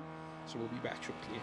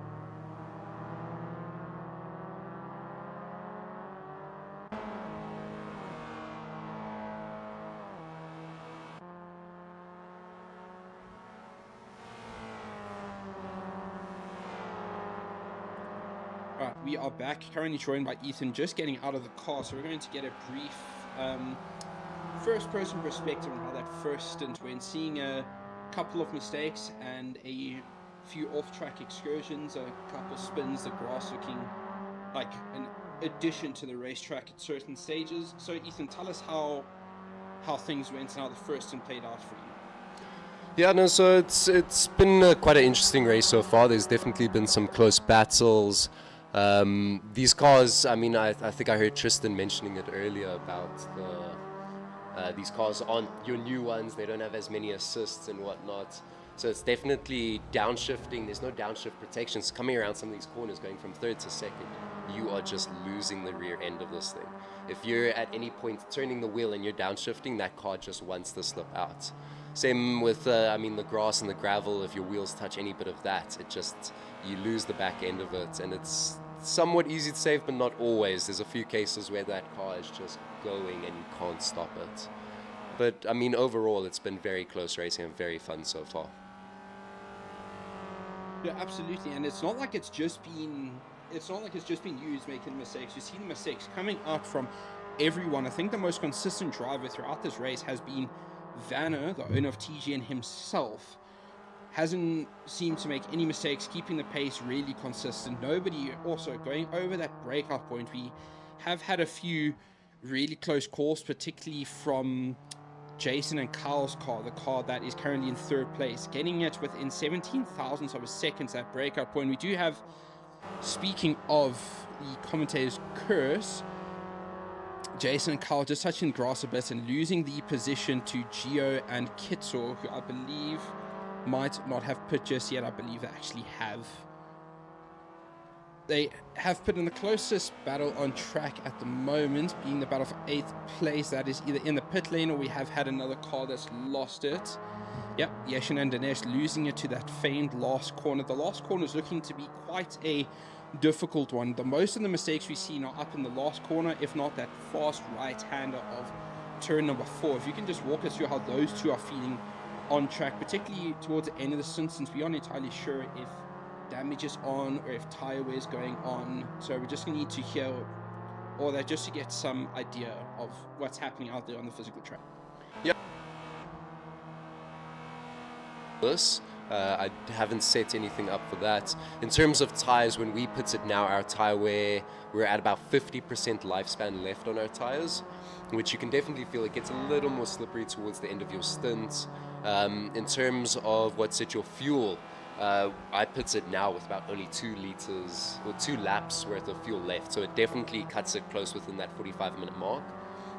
Of course, the guys can pit maybe 2-3 minutes sooner than that 45-minute pit window, or 2-3 minutes bit later. You know, there is a bit of variness within that that the guys can play around with. Oof, we do have Chad and Tendai who have seemed to have gone off now. I believe it is Chad. Oh no, it is Tendai who's hopped into the car just after their pit stop there. He's actually one of our newer guys. He was at our Idle Auto Expo at Monte Cassino yesterday, and I invited him through to join us for this. So he has had a little bit of practice there at Zwartkops, but of course it was a completely different car. So he's just taking a good minute to get used to it there. As you were mentioning with this last corner, I mean, it's quite tricky because third gear is the most stable through there, but I do find you get a little bit more extra speed taking it in second, but it's just very risky going down to second for that last corner because it's too much to lose the car. I mean, that's why you're seeing a lot of the guys spin out there, is they're just downshifting too fast, or they're downshifting while turning and it's just getting lost halfway through the corner there. Yeah, and you mentioned the Idle Auto Expo. I didn't have the luxury of attending that expo in person yesterday. It is one thing that I attended last year and had a really good time doing so. It was quite the experience. I mean, seeing the amount of different cars, bikes, and also the celebrity sort of aspect of things. Like last year we had one of the actors from Fast and Furious. I forget that actor's name specifically, but this year I believe for our car enthusiasts and the people who like watching cars being built and modifications going on, we do see a fastest lap coming in from Daniel and Shada of a 1:16.014, pushing it real close to that breakup point, 14 thousandths. That is only 3 thousandths faster than our last fastest lap coming in from Jason and Kyle. Now, we don't have any close battles on the track at the moment. Everyone's sort of spread out, trying to catch up. The pit win, I believe, at this stage has closed, so this is all true positions that we are watching at the moment. Car number 1, Vanier Bear, continue to extend that gap. Car number 2 being a whole 15 seconds behind. That is Gio and Kitso, trailed by Jason and Kyle, and then Mark. Oratil and Eddie followed by the commentator's cars. This is where our lap cars start, all the way from 6th position down to 13th, through his 2 laps down. So that is the commentator's car of Ethan, Tristan, and myself, followed by Morgan and Sechaba, Yeshin and Dinesh, Denisha Bat, Chad and Tendai, Peter and Uzi, Nicole, which is Jesse and Omar, and Daniel and Shiloh. Now, there is one thing that we do need to ask and get a bit of context on, because we are seeing with Denise's car, the headlights of the MX-5 are up, and we don't know if this is causing any kind of drag on the vehicle, because we are seeing that down the straights, it would seem the cars that are behind Denise have a considerable amount of overspeed. If you could perhaps clarify on that, just so we can get some idea. From my test here, it didn't seem to affect the overall drag on the car or anything of the sorts. It shouldn't necessarily be slowing down. I do think it does come down to a bit of exit speed that she's getting out there. I mean, we saw her go a little bit off there. There's Oratila and Eddie going off a bit on that corner. I believe it is Eddie in the car at the moment. And then Tristan is hot on their tail. He's trying to make up as many positions as they can. They might get stuck a little bit between position number 12, which is Jesse and Omar. So they might need to just try to get past him. He is probably going to get a blue flag and have to give the space for the faster cars to get past. We haven't seen much impact from lap cars. I believe we saw a bit of trouble when you had to overtake Daniel and Charlo, a bit of a confusion there. No contact, but kind of just stuck behind there a little bit. We do have a battle heating up for 5th place. Oratile and Eddie hot on the heels of Jason and Kyle. No, sorry, that is Denise behind Jason and Kyle. That is a bit of an error. So Oratile and Eddie are currently trailing just ahead of Tristan. Tristan hot on the tails up, approaching turn 4, and very close as Oratile and Eddie lose a car, trailing off into the gravel. Then we are probably going to see a couple of donuts. We need to watch the rejoins because this is a difficult corner. Here we have 2nd place, just approaching the outside, very close to losing there on the exit, but that is very unfortunate for Oratile. Is it Oratile or Eddie who's in the car at the moment? Currently it is Eddie in the car. He hasn't had much practice with the car, so he is still, of course, getting used to it with these laps. I mean, of course, we just pitted about 9-10 minutes ago. Some of the guys, of course, would have varied it a little bit. So he is still getting used to the car. I mean, we can see last lap he did a 127. Of course, he did also go off there. So far, it seems that he's just working into the way of the car there. Willem seems to have a bit of a gap on him there. That is Kyle and Jason that we're currently watching, I mean. So they've got a bit of free space to play with, just trying to catch up to 3rd position, which is Mark. I mean, it is quite nice to see. We do have about 3 drivers who are doing the full 3 hours by themselves. That is Vanna Jobert, Denise Jobert, and Mark. All 3 of them are doing the 3 hours all by themselves, which, I mean, if you've ever done a 3-hour race by yourself, it does get quite tiring after a while. I know yourself, Michael, you've done quite a few of the endurance races and some long stints. Absolutely, indeed. I mean, from personal experience, I can say that with some of these cases, you do feel sort of like the heat starts to pile up for starters. Like, you start off feeling a bit cold, and then you're wearing your jersey and everything. We do see a bit of a mistake coming out from Eddie once again, putting in the gravel on the exit of turn 4, getting back on track without too much of an issue. However, we do have Yeshin and Dinesh gaining that position. Denise also approaching very quickly as we get up the hill. We do see that number 9 car getting a lot closer, and a bit of a slow exit coming from Eddie again. Don't know if that was perhaps another mistake or just trying to get the grips of the car again. Bit of a yellow flag coming out from 7th, which is Yeshin and Dinesh losing the place to Eddie once again. Denise now looking to gain that 8th place. This is a closer battle we have on track, is a battle for 7th. However, 7th, Oratile and Eddie running away with it a bit. Now we have the Denise hot on the heels of Yeshin and Dinesh. Currently going down the start-finish straight to start yet another lap. Not entirely sure which lap we are on at this stage. 44. Lap 44 for Denise, being 1 lap down from the 4 leaders. Willem also, we have seen that car of Jason and Kyle having a few mistakes. They were leading in 3rd, now losing a lot of time to that 3rd place car of Mark, because we did see a few off-track excursions. Mark now comfortably sitting in 3rd place, just trying to gain up to 2nd. That battle for 11th, for 10th is heating up quite well. Peter and Uzi right back on the tail of Chad and Tendai. Ethan's going to take you through this battle. Awesome, yeah. So it seems that Tendai is still getting used to the car, but Peter and Uzi, they are staff from Durban side. They did get a decent little bit of practice in earlier. I know they did have quite a few people there. And it does seem that Eddie did go off again. I'm just trying to find him here. So he's joining back on. I mean, we can see last lap 132 for Eddie. So he's definitely trying to catch up there. Peter and Uzi definitely lost it a little bit in that fast-paced corner there. So they've fallen quite a bit behind Chad and Tendai, who have pulled a bit ahead. They're trying to gain up onto Oratile and Eddie. Hopefully Eddie can try keep it consistent, otherwise he's just going to keep dropping further and further back. I mean, we've seen these cars have spread out quite a bit now. There is a little bit of action towards Marks, and he's got car numbers 7 and 8 trying to catch up on him, and they're of course trying to gain their positions back. And those are the cars of Yeshan Dinesh and Denisio Bard that we're watching there. So there's a few battles that are going on. It seems they aren't lasting too long. The guys are definitely pulling ahead of one another, gaining a bit. A mistake happens and their position falls back again. So we're seeing a lot of position changes throughout these races, which it's always nice to see a bit of action happen, I will say.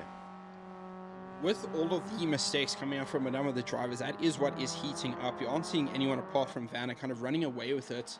Vanna making the least amount of mistakes so far, as we discussed earlier. However, everyone else, that is how the positions are primarily being made up, is one car ahead making a mistake and then another one sort of just catching up, trailing behind. We do have the gap between second, third, fourth and fifth is quite extensive. Tristan currently in that 5th place commentator's car, trailing behind Jason and Kyle. 3rd place, which is Mark, who is doing this race by himself, as Ethan mentioned earlier. So we're going to need to see, perhaps approaching about halfway through, we might start seeing a few of the areas coming through. We do have the car in 10th place, which was Chad and Tendai, losing 2 places, dropping down to 12th as they lose to Peter and Uzi, as well as Jesse and Omar. Into the last corner, Jesse and Omar right on the tail of our leader, Vanna Bear. Hopefully that doesn't get in the way of any sort. We are seeing a lot of the... Another fastest lap coming in from Jesse and Omar for 1:16.008. Cutting it real close. And now, it might not seem like a lot, but if you're putting that into perspective of the distance between the line, we do have another car going off. That is Peter and Uzi going off again. Now, just continuing that, losing the pace, Chad and Tendai. I believe, no, sorry, that is Ethan, that is Tristan going by, quite comfortably, not getting in the way of anything, able to just keep his foot planted to the floor. But as I was saying, cutting it real close to that breakout point, and although it doesn't seem much on track, that is about the distance of a hair, that 8,000th of a second. If you're just thinking about that, that is 0.008 of a second. That is incredibly close. Now, not much is happening on track at the moment. The battles seem to be a bit spread out. So we do have a car going slowly there, car of 13, that is Daniel and Shiloh. No, sorry, that was car number 12, Chad and Tendai, perhaps having another bit of a moment, or just letting the number 6 car of Morgan and Chaba go past. So at the moment, a lot of the cars are sort of just coming around that last corner. That is where our big trail is, and that is what we refer to as traffic, which has a bit of an impact on the leading cars. Vanna is now currently through that. However, the 2nd place car of Gio and Kitso needing to still get through the 5 cars in between themselves and Vanna. That is either going to work out in their favor, and they managed to get past it without too much of time lost. They're currently trading by 13 seconds. That gap is slowly but surely coming down. Morgan and Sechaba not currently in battle. That is the 12th place of Chad and Tendai just behind them, and that is 2nd place of Gio and Kitso trying to make it through. Yeah, I mean, one of the difficult things for this as well is, of course, these guys who are getting blue flagged and the back markers, they do, of course, have to not necessarily give up their place on track for the faster cars to get past. But of course, they don't want to be defending too much, otherwise they can get a penalty for impeding the faster drivers. So there is a bit of that traffic, and I mean, not everyone can always realize when they're getting blue flagged. We do try and make a point for our drivers to notice it, and of course, make space for the faster drivers to get past. So for Vanna to get ahead of this traffic is very nice, but these cars behind them are also just trying to gain as much time as they can to make these positions that they've lost back. So it can be a bit stressful for the guys behind. They don't want to mess up the leader of the race, but at the same time, they also really want to get through to be able to gain their positions back. but there is some close racing between second and 12th, but 12th is trying to gain up second, but there's a large gap between Gio Kitso and Werner. I mean, that gap we're looking at is probably around 25 seconds at this point, so it is quite a long ways to go. Of course, with an endurance like this, though, anything can happen. As long as Werner stays consistent and keeps it on track, I mean, he should as hell have this in the back. Yeah, and we are seeing some of the fastest laps at the moment. We are seeing a lot of them in the very low 16s, getting a real close to that breakout lap point. Nobody dipping below the 15, which is really good of the drivers. I'm not entirely sure if some of the drivers are getting closer and they're seeing on the relative the numbers dropping into the 15s, perhaps just giving it a bit of a lift to get back into the 16s, because the last thing you want is a massive penalty of a 1 minute 15-second penalty. That can be the difference between first and dead last at this stage. Perhaps not dead last, considering the car Daniel Ricciardo being a few laps down from the leader 3 as it stands. Peter and Uzi losing it once again at our famed final corner. They do look like they are going to lose the 12th position to Chad and Tendai, cleaning through without too much of an effort. Daniel Ricciardo coming through as well. This is going to be perhaps a heated up battle, holding the inside into turn 1. No, Daniel Ricciardo comfortably sneaking around the outside. Another fast lap coming from Daniel Ricciardo, a 1:16.004.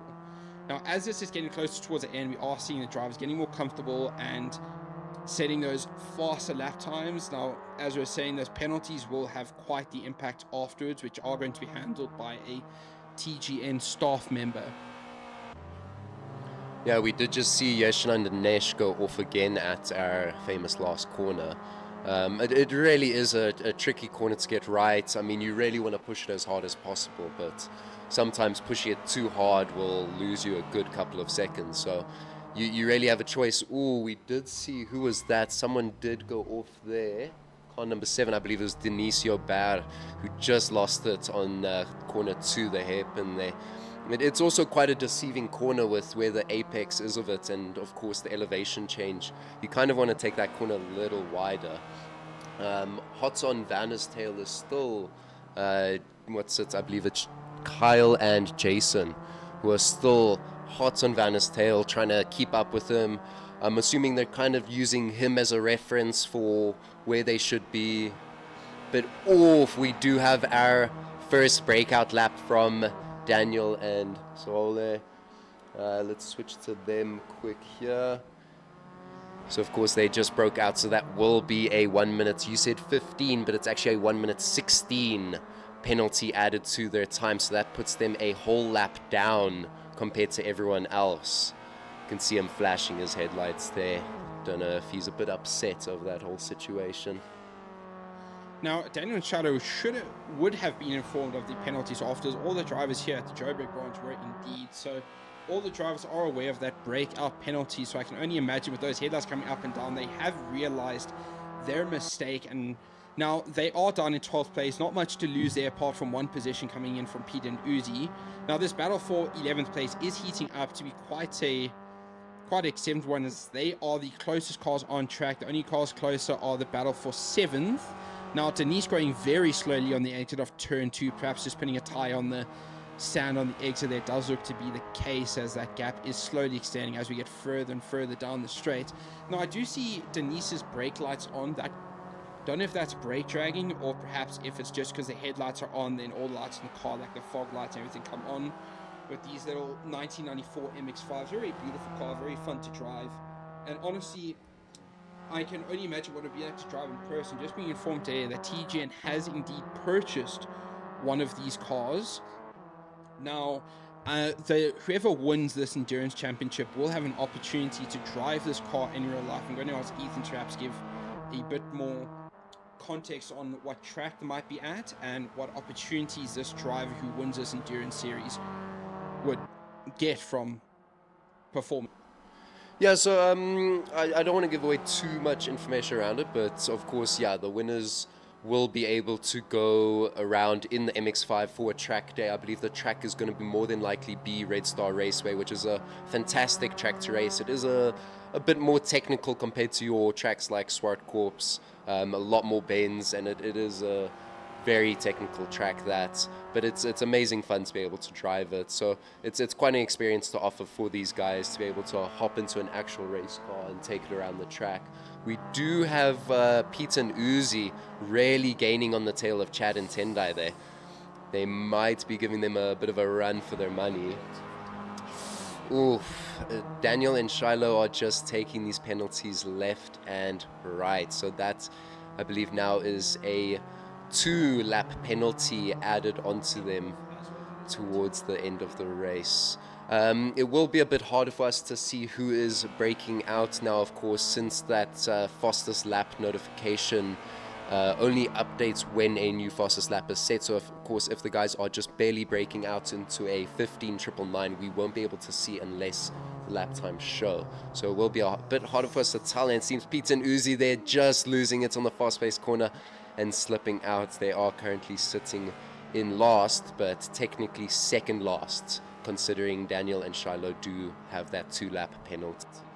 Yeah, car number 12 also made a mistake. That might have been the reason for Pete and Uzi to just lose it a bit, because we did see Daniel and Shiloh's car looking a bit sideways on that apex of turn 4. So for all we know, that Pete and Uzi seeing through their windshield just another car facing sideways might have been a bit of a distraction, you know, dropping the brakes a bit too quickly for that very fast but technical right-hander, because you do need to dab the brakes just a little bit. If you just try and lift, the car turns in, however you understeer on the exit a massive amount.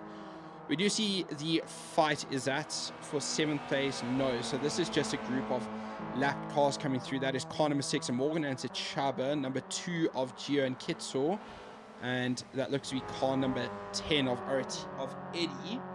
Currently just in this 3-way fight. Van is still looking very comfortable, leading the race by quite a considerable amount. Just waiting to see the total gap. Car number 2 just making through at the top of the hill. Looks like the gap has come down quite a bit, and now instead of being 2 corners, now just have 1 in between. So whoever is in the car, I believe that is Kitso driving, and it's going to Kitso putting in a lot of laps. He was practicing before, putting in some massive times before he was informed of that breakout, which came in, and I believe Kitso said a fastest lap during practice of a 15.2. So we definitely know he has the pace. It just comes down to the driver's ability of able to holding it as close to that 16.0 breakout point as they possibly can. I know this can be quite difficult, because that is sort of how the Lemons real life series works here. You can't have a car that exceeds a certain speed on track, as Lemons is designed to be a kind of, it's where drivers take minimally modified vehicles around tracks like Zwartkops and Red Star, and over in Cape Town being Killarney as the other track where those races are hosted. Very cool to watch in person, and it's not like the drivers just take modified cars, go around the track. There's an aspect of fun added to it. Your car has to meet a certain theme and a certain standard in order to be able to race. Now, I do remember seeing that TGN actually competed in, I believe it was the Red Star 12 hour, or the 9 hour that was hosted at Red Star Raceway fairly recently, I believe a couple of weeks ago. Yeah, so it was the Isla Muna 9 hours, so the 9 hours of Lemons pretty much. Of course, you had your suspicious class of cars, which are the cars that they assume have exceeded the budget limits and everything.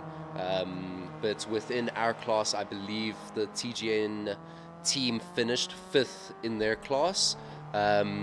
But of course, like you said, they also had that breakout laps. So I think we had about 4 or 5 breakout laps, which dropped us a few positions behind. Of course, if we'd never had them, we definitely would have finished first. But I mean, it was an absolutely fun experience. Yes, as Daniel and Shiloh setting a 1:14.9. So they are just taking these penalties now, it seems. They should be aware, as far as I know. I will double check with, I believe, our Cape Town branch to make sure that they're aware of the breakout laps, because there is actually no advantage to setting these faster lap times, since it does just put you a whole lap behind. With the Isla Muna 9 hours as well, one of the reasons they put in that breakout lap points where you can't go faster than a certain time is also just for safety reasons, of course. You've got guys who will be doing much slower lap times, and you've got guys who can do much faster lap times but aren't allowed to, just for safety reasons with overtaking, all the sorts. A lot of the issues can arise from that. Yeah, and we are seeing the car in 5th place, which is the commentary car currently driven by Tristan, is slowly, however surely, gaining on that 4th place car of Jason and Kyle. So hopefully towards the end of the stint, we might see a battle start heating up there for 4th place. If we end up as a commentator currently sitting either on the podium or winning the race, is going to be a bit of a stretch considering Vanna is just ahead of us. If Tristan can get ahead of Vanna and unlap us, putting us back on that lead lap, that would be absolutely huge, and I do believe that is what Tristan is trying to do. Currently sitting in the chat, we are hearing Tristan, who is trying, looking a bit squirmy there at the steering wheel, losing a little bit of time, almost losing the car and pinning it in the gravel, but keeping himself fairly consistent, moving out. The closest fight on track at the moment is that battle for 11th place, currently with Chad and Tendai and Eddie. Eddie losing a bit of time in the exit, maybe putting a tire on the gravel. However, we are seeing, again, those penalties coming for Daniel and Shiloh. I believe they're just at the stage where they just want to drive, set some fast laps and see where they can end up placing, knowing full well those penalties are going to be hitting them really hard at the end of the race. So that is, at this stage, a guaranteed dead last place, because so far just the 2 penalties they've received is going to be putting them 2 laps overall down. There is a battle going on for 7th at the moment between Denise and Jesse and Omar. Jesse and Omar pinning in a bit of a faster last lap, currently trading by just over a second. Last lap being about a second faster, 1:16.1 to Denise's 17.3.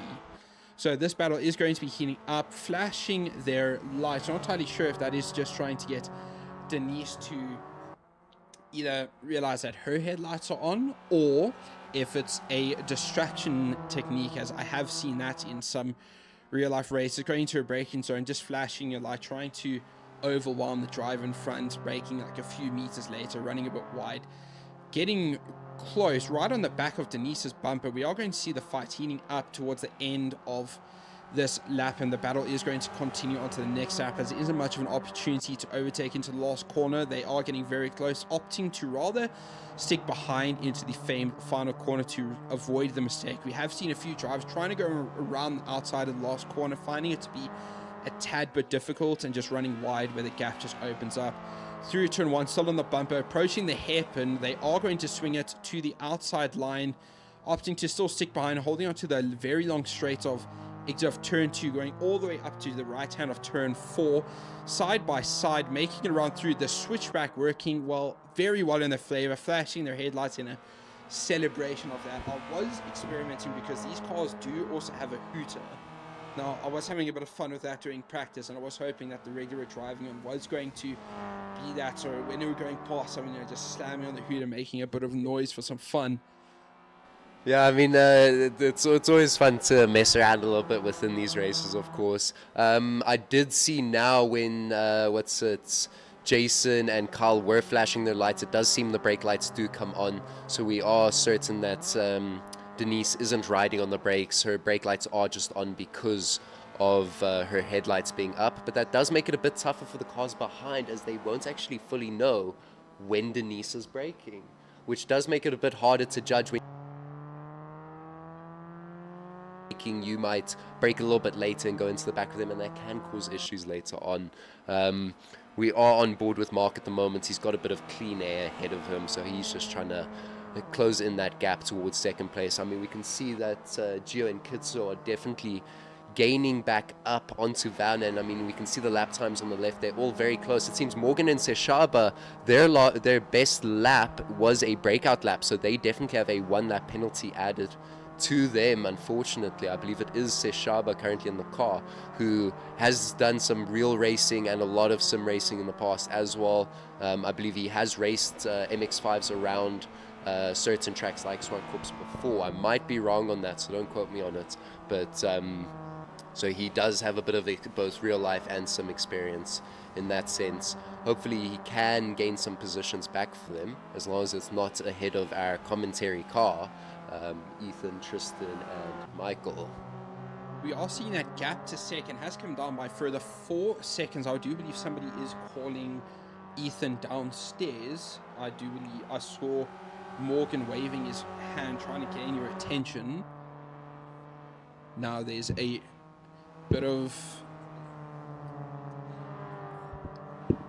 There might be a bit of some issues going on downstairs. We do see a car in the pit lane. Is that a retiree out of the race, or is that just a car that's sitting in the pit lane? Not entirely sure who's supposed to be on that rig at the moment. No, it seems they've just loaded up one of the rigs, so the guys who are currently waiting around can get a little bit of practice in. That's Blue 2 if you look at our camera in the bottom left, the second one from the front left, next to where Morgan is currently standing. So it seems that it's just a practice rig that they have set up there if needed. But I don't think it's going to get too much use, as Morgan does seem to be enjoying his lunch at the moment. We are seeing car number 5. Is that a battle going on up ahead with car number 4? No, it is not. That is Denise currently getting lapped by the commentary car.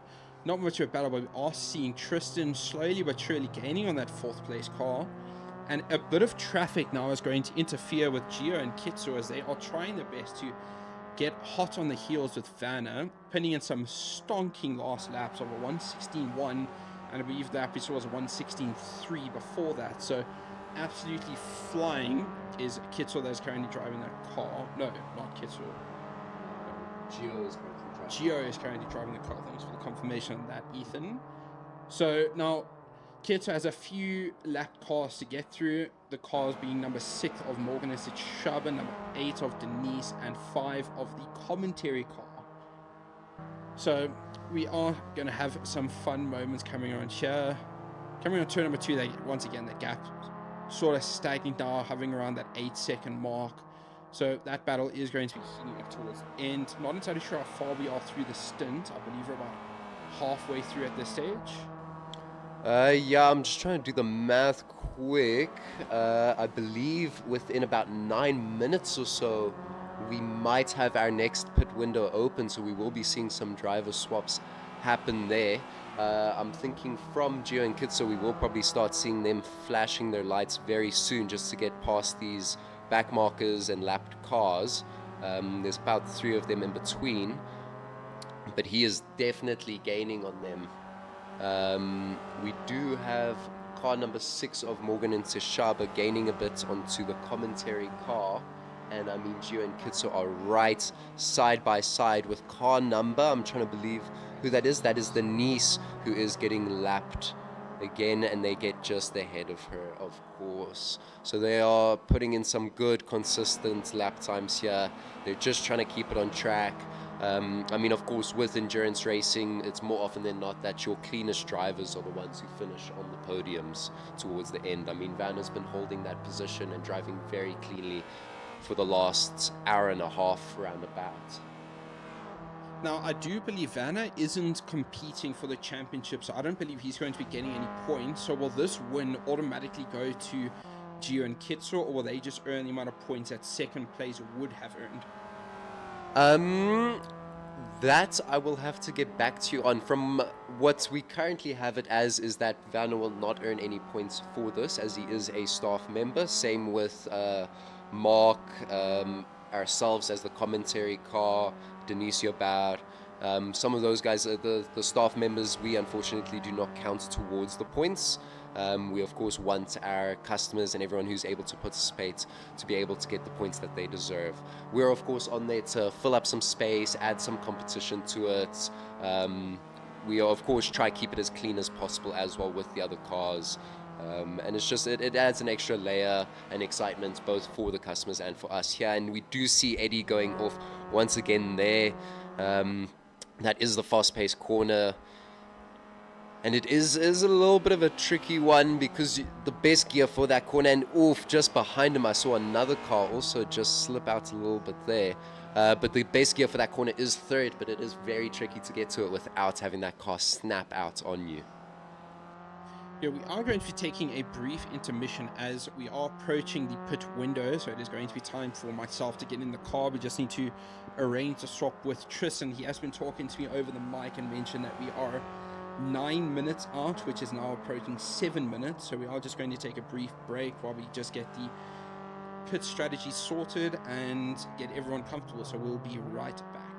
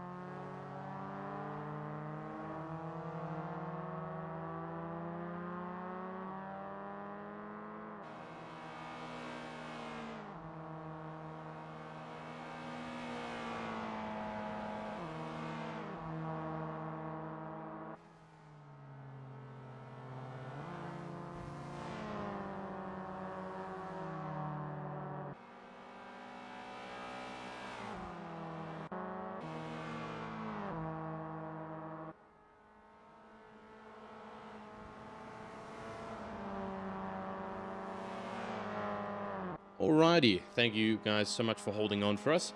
We were just busy with the driver swaps. I've just come out of the rig, and currently our team sits in 5th position. Michael's just jumped into the car. You just had Michael on air with you with Ethan, and Ethan's just run to get our team some food while we are still trying to send it out on the track. So I'm back with you, Tristan Herbst, and hopefully we can have some good racing going on for the remainder of this race. Only an hour and 20 minutes left now, and not too much left on the clock before we get to the end. The race is scheduled to end at about 20 to 5, so a little bit later than we anticipated for. We do apologize about that, but nonetheless, we're going to have some good racing to finish it off. It is indeed Gio and Kitso, who I believe Kitso is back in the car now for the start, for the leading position of this race, which is great to see. And then Vanio Bart, who currently holds 2nd position. He's got pressure, I believe, from Mark. No, not Mark. So Vanio Bart has got pressure from, I believe that's Morgan and Setshaba. Indeed, it is the Y number 8 of Morgan and Setshaba. So just putting pressure there, but Vanio Bart is in 2nd currently, so that is a blue flag situation. A couple of the drivers, while I was out, have earned themselves the penalty that will be added on to the end of the race for exceeding that breakout lap time. A couple of drivers have unfortunately touched the sub 116 times, Mark GP included, and a couple of others such as Daniel and Shiloh. They've unfortunately hit it about 2 or 3 times, so quite a couple of drivers. And remember, it's not just for the single time you break into it, it's for every single time that you do it. So we can look at these times on the board now, and as you can see, there is a lot of 115s. You've got Mark GP with the 115. Willem has got a 159.92, so that's unfortunately a penalty for them. Morgan Setshaba with a 159.76, and then that is pretty much it for all your 115 drivers. So all of those people with 115 will unfortunately be receiving quite a hefty penalty of 1 minute and 16 seconds added on. I was fortunate enough that I kind of started to zone out. You can see that our team is fast as a 1:16.008. And I was really pushing out on circuit, and I was actually about to come across the line to get a 1:15.4, and didn't realize how close I was to the line. I had to slam full foot onto the brakes, and thankfully was just able to do it, and 1:16.008 is what was rendered. So thank goodness I saved our team from that, because obviously Willem and Mark will unfortunately drop out, and so it means we so far will be promoted to 3rd, which is great to see. Michael now getting those consistent laps in for these for this last hour or so of driving. Vanio Bart is still feeling the pressure at the moment from Morgan and Setshaba just behind. I believe it is Morgan who's jumped into the car now. And then Denisio Bart also a little bit further. Oh, someone's across in the middle of the track. Who's drifting backwards like that? My goodness. And I think they've made contact with Willem, actually. That is 13th of Peter and Uzi. And I believe that's going to be Uzi or Peter. I'm not actually too sure who's inside of that, who's inside the car.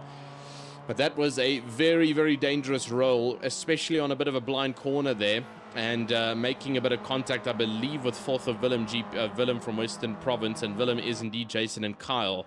So that is very unfortunate to see there. That could have ended a lot worse, but still nonetheless a little bit risky creeping over the line like that for the likes of Peter and Uzi. Nicole, Western Province, which is Jesse and Omar Khan. They are currently down in 7th position and trying to hold it out. They started a little bit further back of this race, so just trying to climb progressively further as this race goes on. We've hit a bit of a quiet patch of this race where the racing action kind of starts to dip down a bit. There is a battle here for 10th position. This is Yashan and Dinesh, and then Artil and Ede just behind. They'll be chasing on to try and make up a spot here in the Mazda MX-5, the 1994 edition, and seeing what they can do with the amount of time left in this race. Still with Michael now in the car for the commentator's car. That's in 5th position. Still going around the circuit. And the rest of our drivers also just trying to tremble their way around, seeing what they can do. Chad and Tendai, I believe it is currently, it was Tendai during my stint, so I believe it's Chad now in the car. And he has jumped in. I know Mark is suffering at the moment. Our rig is positioned right next to his. And he did say that he's currently struggling with needing the toilet. He is soloing this event, and so he does need a little bit of assistance there, and unfortunately no one is able to hop on the rig and take over from him. Also, it would sacrifice needing to take an entire pit stop. So yeah, unfortunate there for Mark, and he's just having to try and hold on. Yeah, only an hour and 15 minutes left, and then he can go to the toilet, but he's really had to hold on here as much as he can. And oh, there he's actually drifting it out a little bit there, Mark. You've got to watch out there to not over-exceed the car's limitations. And then obviously we're still on board here with Michael in that car in 5th. And he's being tailed by a back marker, I believe. Morgan and Sechaba still in the backside of Vanio Bart. And seeing what they can do to keep him away. So looks like there's also a battle for 7th. This is Nicole Western Province. And that's obviously Jesse and Omar Khan. And then Denisha Bart is busy chasing on to them to potentially try and change that position around. So let's hope a bit of a battle comes between those two. However, it does look like Nicole WP is pulling away. So that's either going to be Jesse or Omar Khan. And, 6th position has spun out. Oh, and it is indeed Michael, unfortunately. He's made a bit of an error. And so he's going to lose out there to Morgan and Sechaba as they move up into 5th position now. Unfortunate one there for Michael, and just struggling to keep the car on track there. A little bit of a difficult car to drive. I've got to say, it really does match my driving style, which is why I enjoyed it so much. I was pretty much incidentless throughout this entire race by keeping the car perfectly on track, and it was a lot of fun to drive, but it can be a little bit tricky if you're not too accustomed to the whole slippage on the rear edge. You have to be very careful with downshifting in this car, as excessive downshifting can lead to the rear diff completely locking up, and the rear side of the car just completely loses any kind of traction that you would have tried to build up. So drivers do have to worry about that one. Talking about it, Nicole Western Province, either Jesse or Omar, taking a little bit of an aggressive line, and talking about it, you can see they just downshift there and their rear diff completely locking up, and that car trying to go around, and fortunately they were able to catch it. Chad and Tendai also still revolving around the circuit, seeing what they can do, and hopefully Chad and Tendai can try and claim some more positions here in this race, because they did drop a little bit. They did spin earlier on.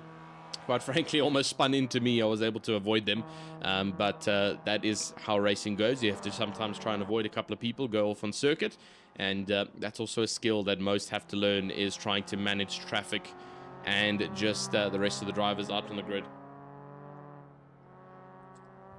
The rest of the drivers out on track still trying to make headway here, and Vanio Bart and Mark GP just behind, well, not just behind, sorry, that's all the way down in 3rd. 61 seconds of a gap. And Vanio Bart still has the likes of Morgan and Sechaba behind in 5th. And seeing what he can do to hold off on the pressure. We'll be taking a short break once the food and stuff arrives here, just to obviously have a bit of a break and a bit of a refresher. And Jesse Cook saying, send it carefully in this car. Indeed, you have to send it to try and keep up with the fast-paced drivers here at TGN, but you have to do it carefully, or else you risk losing that car. Jesse Cook inside of that vehicle of Nicole WP down in 7th. And I'm assuming by the fact that you sent that message, Jesse, that you're not the one in the car. So I'm assuming Omar is currently driving this vehicle at the moment and trying to chase down on Michael right now, who's just a bit further up in 6th position. So let's see if they can put their head down and try and chase on. It's going to be a bit of a mission, but hopefully they can get it. Oratila and Eddie a bit further down in 9th position, and seeing what they can do. Also had a bit of a rough patch here or there so far in this race with trying to keep the car out on track. But like I've said already, it is quite a difficult accomplishment to keep this car on track perfectly. And Vanio Bart, he's still feeling the pressure from Morgan Sechaba. And I'm not too sure who's slotted in there with them. As I do see Morgan and Sechaba is there. Sorry, I'm busy jumping around through cameras here. I'm trying to find Morgan and Sechaba. There they are there. So I'm not too sure. Let's see, it's Y. Looks to be Y5 behind them, I believe it is. It's Y3. So not too sure that Y3 car is. I believe it might be Chad and Tendai or Peter and Uzi. Yes, indeed it is. It's Peter and Uzi down in 13th at the moment, and they're trying to send it still around track and find it out. Jesse is driving. You are driving and sending messages. You are a madman. I'm not going to lie to you. I hope you heard that, and I hope it distracts you out on track. No, I'm kidding. So Jesse, texting while driving, very illegal. Should get a penalty for that one. But gracing us with his presence here in the virtual grandstand for YouTube, and trying to catch up to Michael up ahead in the commentator's car up in 6th position. Orotile and Edia, but further down, still holding 9th. Not too much action happening out on track here. We are trying to provide as best coverage as we can here. I think the closest battle that is going to start to form is the battle between 6th, 7th, and 8th position. That's obviously Michael, Michael, Jesse Cook, and then Denise Jobert, who's just a bit further behind in 8th. And that's and unfortunately, this is what happens when you text and drive, and Jesse Cook has lost it on the exit of the final corner. And so that battle for 6th, 7th, and 8th is unfortunately completely dissipated now, because Denise Jobert will be quite a bit of a distance away now from Michael, and we'll have to try and catch here. So not too much of a battle going on there. 13th is also off. It's Peter and Uzi. They've gone off again around the embankment, the right-hander, into turn number 3. And that's unfortunate to see there for them. Sorry, turn number 4 in this race. So we'll continue keeping our eyes peeled here for any kind of battles that happen out on the field. A couple of trains that have also emerged, 12th, 6th, 3rd, and 8th position. You can see it at the top side of your track map. And this is going to be Michael getting overtaken now by Mark up on the inside line. Mark currently in 3rd, so lapped ahead of Michael, and just trying to pull away here to see what they can do. And hopefully we can see a bit more of a fighting action coming from the rest of our grid. For the time being, though, things are a little bit quiet, and we'll continuously try and scan the grid for any kind of fighting opportunity.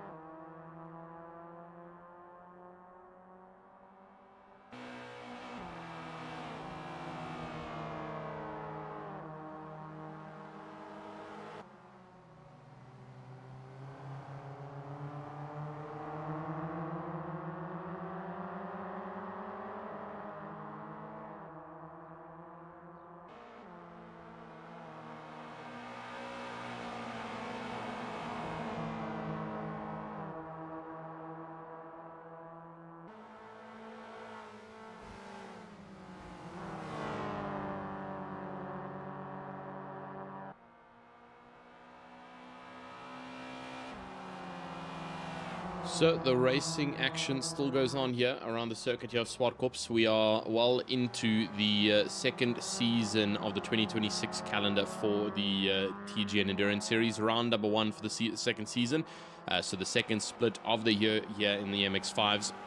And just a reminder again about the insane prize pools that are up for grabs here for all of our drivers. We obviously have the car switch up to the MX-5s, which is pretty cool, and then obviously the winner of the TGN Endurance Series for the second half of the season will get an MX race car track day experience, as well as a 5,000 Rand in-store voucher here at TGN, which is pretty cool. Second and third place will get the same thing, split up over the 5 grand, so 3,000 Rand voucher for second and then a 2,000 Rand voucher for third place. So that's exactly why you'll see lots of these drivers are pushing to their absolute heart's content here, trying to get as much of a good result as they possibly can. Currently, Gio and Kitso are your drivers at the top of the board, and they are hungry for a possible win yet today. We are getting into the final 1 hour of the race to go, and this is when the drivers will be pushing to their absolute limits to see what they can do. Mark GP, I know he really needs the toilet, and he's currently holding on to third. Van Bart in second. Willem in fourth position. That car is obviously Jason and Kyle. Fifth of Morgan and Set Shaba. Sixth is going to be the likes of Michael in the commentator's car, and then Denisha Bart just a bit further behind in seventh, right behind. Oh, and as we go on to Daniel and Shiloh, they've lost the car down in 10th position. Ninth is Nicole Western Province, and that is the likes of Jason and Kyle Williams. And then Yeshin and Dinesh currently holding on to 11th position. Chad and Tendai are in 12th position, and then Peter and Uzi in 13th position. They're also trying to rotate around the track to see what they can do.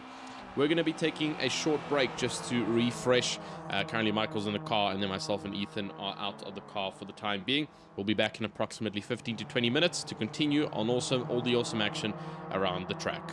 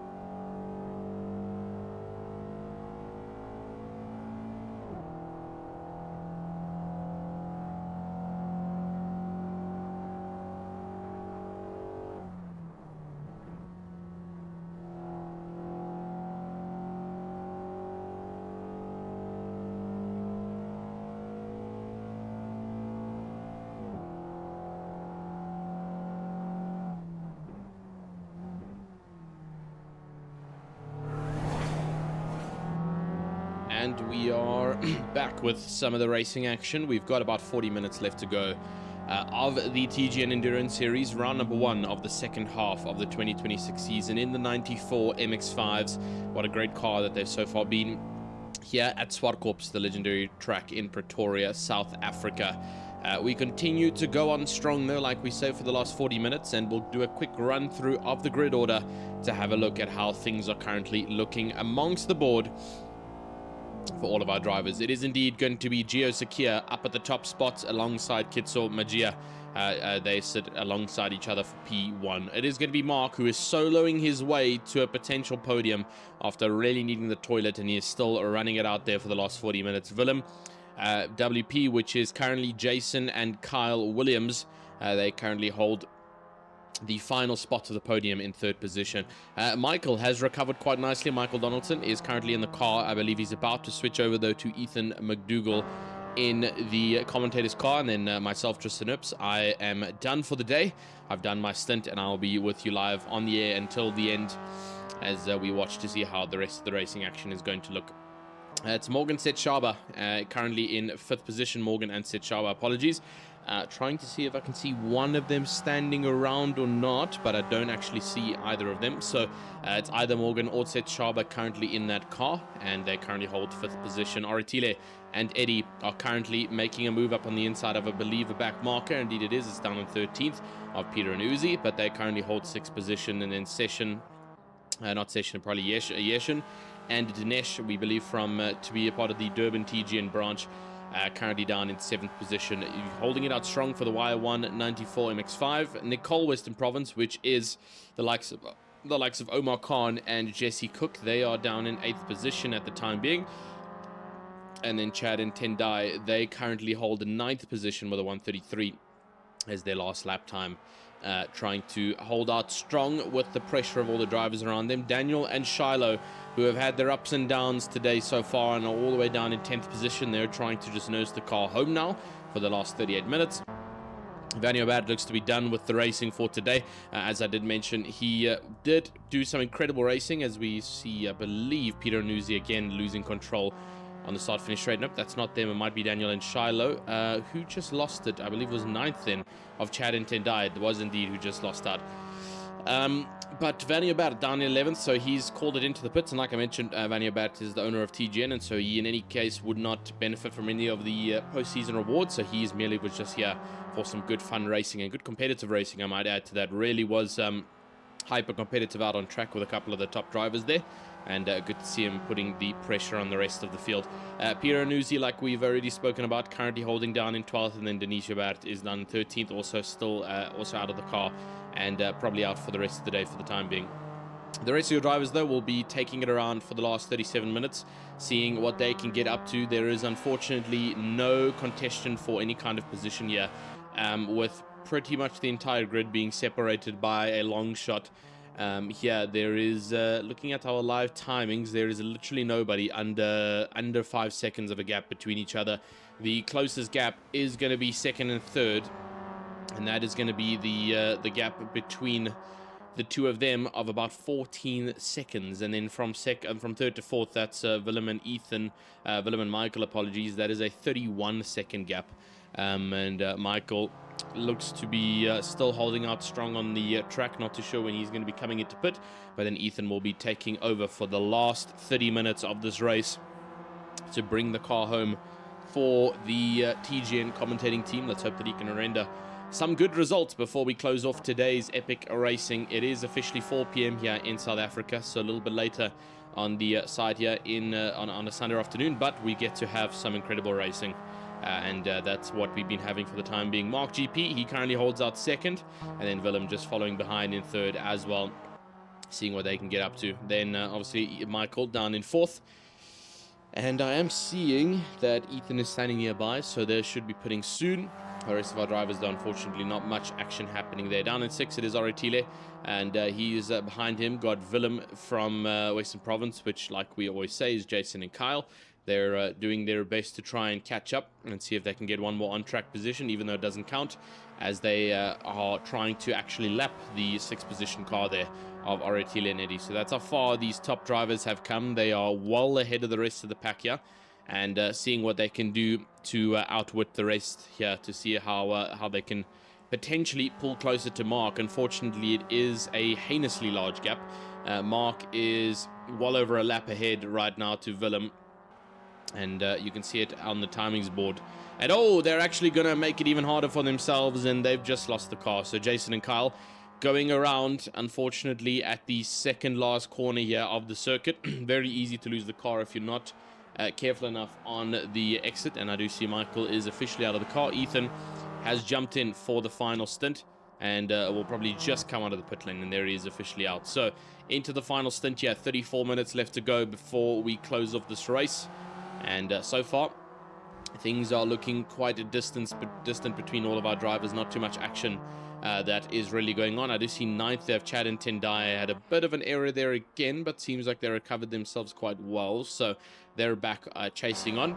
And a big thing to talk about is, again, that breakout lap that's happened to quite a numerous amount of people, including the person sitting next to me who couldn't control himself out on track in the commentating car. Michael, what was going on there, man? I mean, you were kind of outpacing yourself. I mean, a 15.6 fastest lap. I mean, it was definitely an interesting stint, I can tell you that much.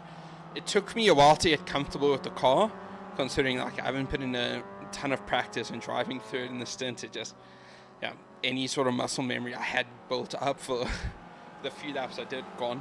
So I made a few mistakes, but then when I started getting comfortable, I realized I started going quick. Then when I almost broke out the first time, I slammed the brakes at the line to sort of stop myself from breaking out. Then Ethan going off as well, mimicking the start to my stint. So now, then when I got close to hitting the brake lap, I was on like a 16.2 or something like that. Then as I'm approaching the line, all I see is the time just fly, just drop. And then that's when I accidentally set that time. And then I was controlling it for a while, getting in the, like, just above the 16s, and then at one stage hitting a 16 flat. It was definitely my mistake, purely my fault. So it's unfortunate, and I apologize for that. I also accidentally had a bit of contact with Morgan, took Morgan out, which I will need to apologize for after the race. That was purely my fault. But I was having a ton of fun. When I got comfortable with the car and stuff, I was really having a lot of fun. It's definitely a lot of fun to drive out there with a lot of the guys, and yeah, I definitely had a good time. Yeah, it was also a fun stint for me, I've got to say. Very entertaining that it was around Zwartkops. I'm just noticing now, according to the best laps, Daniel and Shiloh have broken below the 115s. They've gotten a 114.959. That is incredibly quick in these Mazdas. And I've got to say, a huge job there coming from Daniel. He's definitely the driver currently in the car and pushing as strong as he can. I mean, it's not going to help him because he's just getting penalized lap by lap that he continues to do this. His last lap was a 116.0. He's going to come across the line for another one, a 115.9. So that's another lap he's going to be penalized. But I think at this point, he's kind of just given up with the penalty because obviously he's already down in 10th position here. So even without the penalties, he's not really going to be getting much better of a result. So I think he's actually just trying to go for a couple of flex points here and just set some of the fastest laps out on the board. So 114.9 is your fastest. I don't think anyone thought at the start of this race that a 114 was even possible. I think the 115s were the current set limitations of these cars, but it seems not. And Daniel and Shiloh have done a great job to get themselves there. Chad and Tendai have lost the car again, and they are off in the grass on the left-hand side of the circuit coming into the second last corner. And just again, probably putting a bit too much pressure on corner exit there and just riding over the curb, completely unsettling the car. Michael, one thing just to correct from what we spoke about earlier, these are actually rear-wheel drive cars. They are not front-wheel drives like I thought that they were. They definitely drive a bit of a mixed characteristic. They've got some characteristics of a rear wheel, but they've also got some characteristics of a front wheel. A lot of understeer when you put that foot, when you put your foot flat. But obviously the rear wheel characteristics are going to come from the actual power being delivered to that rear axis. So yeah, the MX-5s, every MX-5 ever built by Mazda has the rear-wheel drive system installed. There's no front-wheel drive Miatas that you'll find. So that is good to know as we progress throughout the rest of the season that we've got left here for the TGN Endurance Series. The rest of our drivers will continue to go around circuit here, but as we continue to say, not much action going around. Mark holding off in a very much no man's land. He's a gap behind Gio, and then 35 seconds behind is Willem, who's also just trying to catch up now. But yeah, it's unfortunate there to see the huge amount of distancing that's happening between our drivers. And they are all just trying to hold out on track to see what they can do throughout the rest of the race. About 30 minutes left to go here in this race, so not a lot of time left to go here before we reach the end. This race will be ending on the dot. Looks to be the 20-5 mark, and then everyone will get to go home and rest before the Monday workforce starts all again. And yeah, that's unfortunate, but at least we get to have some good racing beforehand here at the TGN Racing Simulators for the second split of the 2026 season number 2, coming in for round number 1 at Zwartkops in the 1994 MX-5 Miatas. Great little car to be driving around. And just again, there's a huge prize pool up for grabs, obviously, for the drivers, a total of a 10,000 Rand prize pool, and then a bunch of MX-5 track experiences with TGN, so those are also incredible to note for. 5,000 Rand to the winner of the TGN Endurance Series Split 2 that comes at the end of this year, and then obviously 3,000 Rand to second and 2,000 Rand to third place. So nice little in-store vouchers that will be given out to those drivers that they can come and spend at TGN for any of their peripheral upgrades. The ultimate goal of sim racing is to eventually get yourself a home-based rig. And it really is just such an amazing thing to have, and I'm sure once Mike is done eating, he can also provide some value on it, just about the fact of how valuable it is to have a home rig, especially if you are competing yourself, not only in the TGN Pro Series, but in other external series and other platforms. Just having a home rig provides such a monumentous amount of additional practice, and also just having your own equipment that you can fine-tune to exactly match your driving style, exactly match your seating positions, and just the way you'd like the car to feel. Obviously, TGN is going to provide you an awesome experience with some of the highest grade sim racing equipment that you can possibly get right now in South Africa with Sim Magic and Moza. But there's always the further possibility of personalization, which unfortunately at a public place where anybody can come and race, obviously with payment, there's a little bit of a lack there. So that's why buying your own rig, yes, it's a big one-time upfront investment. Obviously there's also financing options if you would like to look into that with TGN. You can definitely finance yourself all the counterparts to make a rig, but it is definitely a worthwhile experience. I've got to say, from my side, I remember I bought myself a rig long time ago. I think it was a Thrustmaster TX and a play seat, and I ended up selling that, and I feel like that was one of the bigger mistakes I've ever made. Just trying to get some cash on the moment and selling off a hobby item like that, you don't realize how valuable it is. So don't make that same mistake, although it kind of worked out better because I got a much better rig at the time being, so maybe things worked out.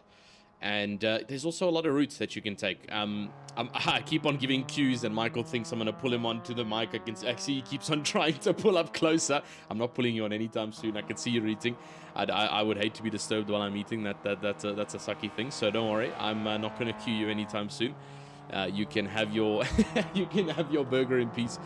And but yeah, so if you are interested in that, make sure you get a hold of TGN at either 3 of their racing stations, their centers here in South Africa, whether you're in Durban, Cape Town, or in Johannesburg. If you're in places like Bloemfontein or around the area, unfortunately you're going to have to take a bit of a drive. It is worth it though, especially if you're going to be coming up for the endurance events, such as today's endurance event, which is quite awesome. So keep your eyes peeled for all things TGN. Also follow us on the socials with TGN ZA, and that's also a great place to see what goes in and out here at the TGN racing centers all across the South African country. And yeah, great stuff. And obviously we're always looking to expand. Things will eventually start to become more and more apparent. Obviously, like we say, is that TGN has now acquired an MX-5 Cup car, which is pretty cool. And that's exactly why the Endurance Series has switched to the MX-5 Cup. This is the exact model that TGN Racing Simulators now own in real life, which is pretty awesome. So that's where all the on-track experiences will be coming from, the actual TGN car. And it's great to transition from the virtual side of the hobby to the real side of the hobby. It's a completely different experience. Obviously, the expenses are way higher for the real life thing. You've got to consider things such as tires and fees and licenses and fuel loads, and obviously any kind of damage you cause to the track or your own car. That's why sim racing is always made for the starting of it, because you get that relaxation that you can crash your car into a wall at full speed and just hit the reset button. It's one of the nice things about it. So definitely a good place to start off if you are interested in cars. Get yourself into sim racing, and no one's saying you have to make the upfront investment. And 25 minutes left to go indeed, but it is definitely worth it to get yourself one that you can have at home and stuff. See, Mike is finally done. He might be ready to go. It looks like he is ready. What's your experience ever since you've gotten yourself your own rig? You can get on it at any time. How's it been for you? Well, I started doing sim racing back in 2023 when I picked myself up a Logitech G923, and I started with the F1 games before moving to something like ACC. And that's when I decided to pick up my Moser gear, sorting out an R9, a KS wheel, and some SRP pedals, which I've upgraded over time with help from SimMagic. And I've upgraded my pedals and my steering wheel so far. But one thing I can say for sure is sim racing has opened a lot of doors for me. I've had the opportunity of representing our country on an international stage against Australia, New Zealand, and the United Kingdom. Now, all it takes is time and practice. Time and practice is all you need. If you're hopping in the rig and you have your routine set, all it takes is a bit of opportunity and being in the right place and the right time. Next thing you know, you are facing against some of the best drivers in the world.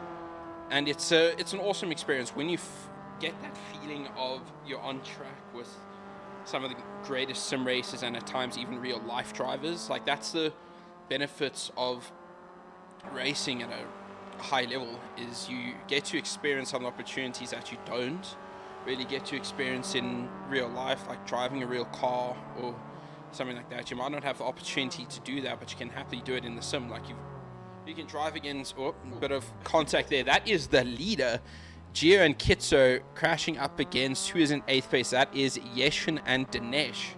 And we almost have a second one with the 3rd place driver of Carl and Jason. Very close fight there. At least we were not involved in that incident once again.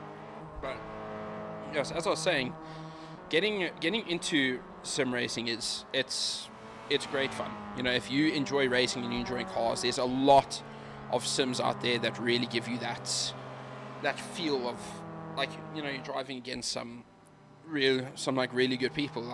And even real life drivers use sims to practice, and that is your opportunity to race against some of those drivers. Granted, some of them really do treat sim racing like it is sim racing, so that's where some of them pull out this level of aggression that you will not see on a real track. Like, take some of the IMSA drivers racing this weekend at Road America.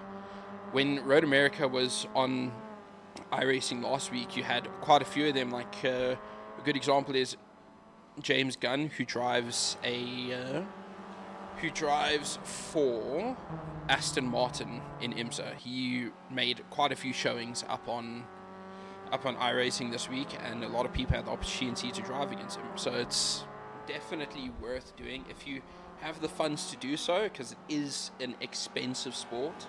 I will admit, to get into it, it takes quite a hefty amount of money.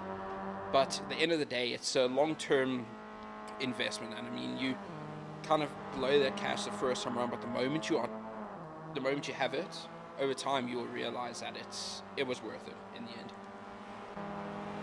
Yeah, and I think the biggest thing as well about owning your own rig is that you almost feel like it's a bit of an asset. I mean, unfortunately, things will always be a liability in the tech world, because things depreciate and they become old. But for example, the rig I have now, when I first bought it, I bought it for secondhand for like probably 6,000 Rand. It came with like a Logitech G29, and it came with a flight joystick. Don't ask me why it came with a flight joystick. And obviously it had the super entry-level potentiometer pedals from Logitech. And the thing is, it's a much smaller base purchase, which for some people would find more attractive, especially for myself included. I didn't have 25 grand to go drop on a full new Moses set at the time. So it's also okay that if you're looking into this hobby, and obviously there's a lot of second-hand options for some more entry-level wheels, it is okay to start on the smaller side of things and then slowly start to upgrade as you go. The more you like the hobby, the easier it is for you to actually make significant purchases that you feel are going to, not be a regret in the long run. So, I mean, I've done that. I've upgraded pedals, like Michael said. He's upgraded pedals as well with Sim Magic and equipment and other brands as well. I've done it as well with other brands. So it's a good thing to continuously scale, and it's something that doesn't also just disappear. It's once you've got one, you've got it pretty much for the entire time that you can take care of them. And obviously, you need to upgrade it every now and then. But it is well worth it. And not only that, I mean, simulators don't stop at sim racing. You've got flight sims. I think obviously you've got truck sims, which are similar to sim racing in terms of like the actual equipment. You've got still pedals and a steering wheel, but very different mechanic and huge gearboxes. But there's a lot of variation that comes into sim racing, and one sim rig can actually house multiple opportunities for different simulator types. So that's why I always say it's worth it to get one if you are a car person. If you're just looking at it from the outside, like it'll be cool to drive around in, and you're not really a car person or you don't have any enthusiasm for racing, maybe it's not for you.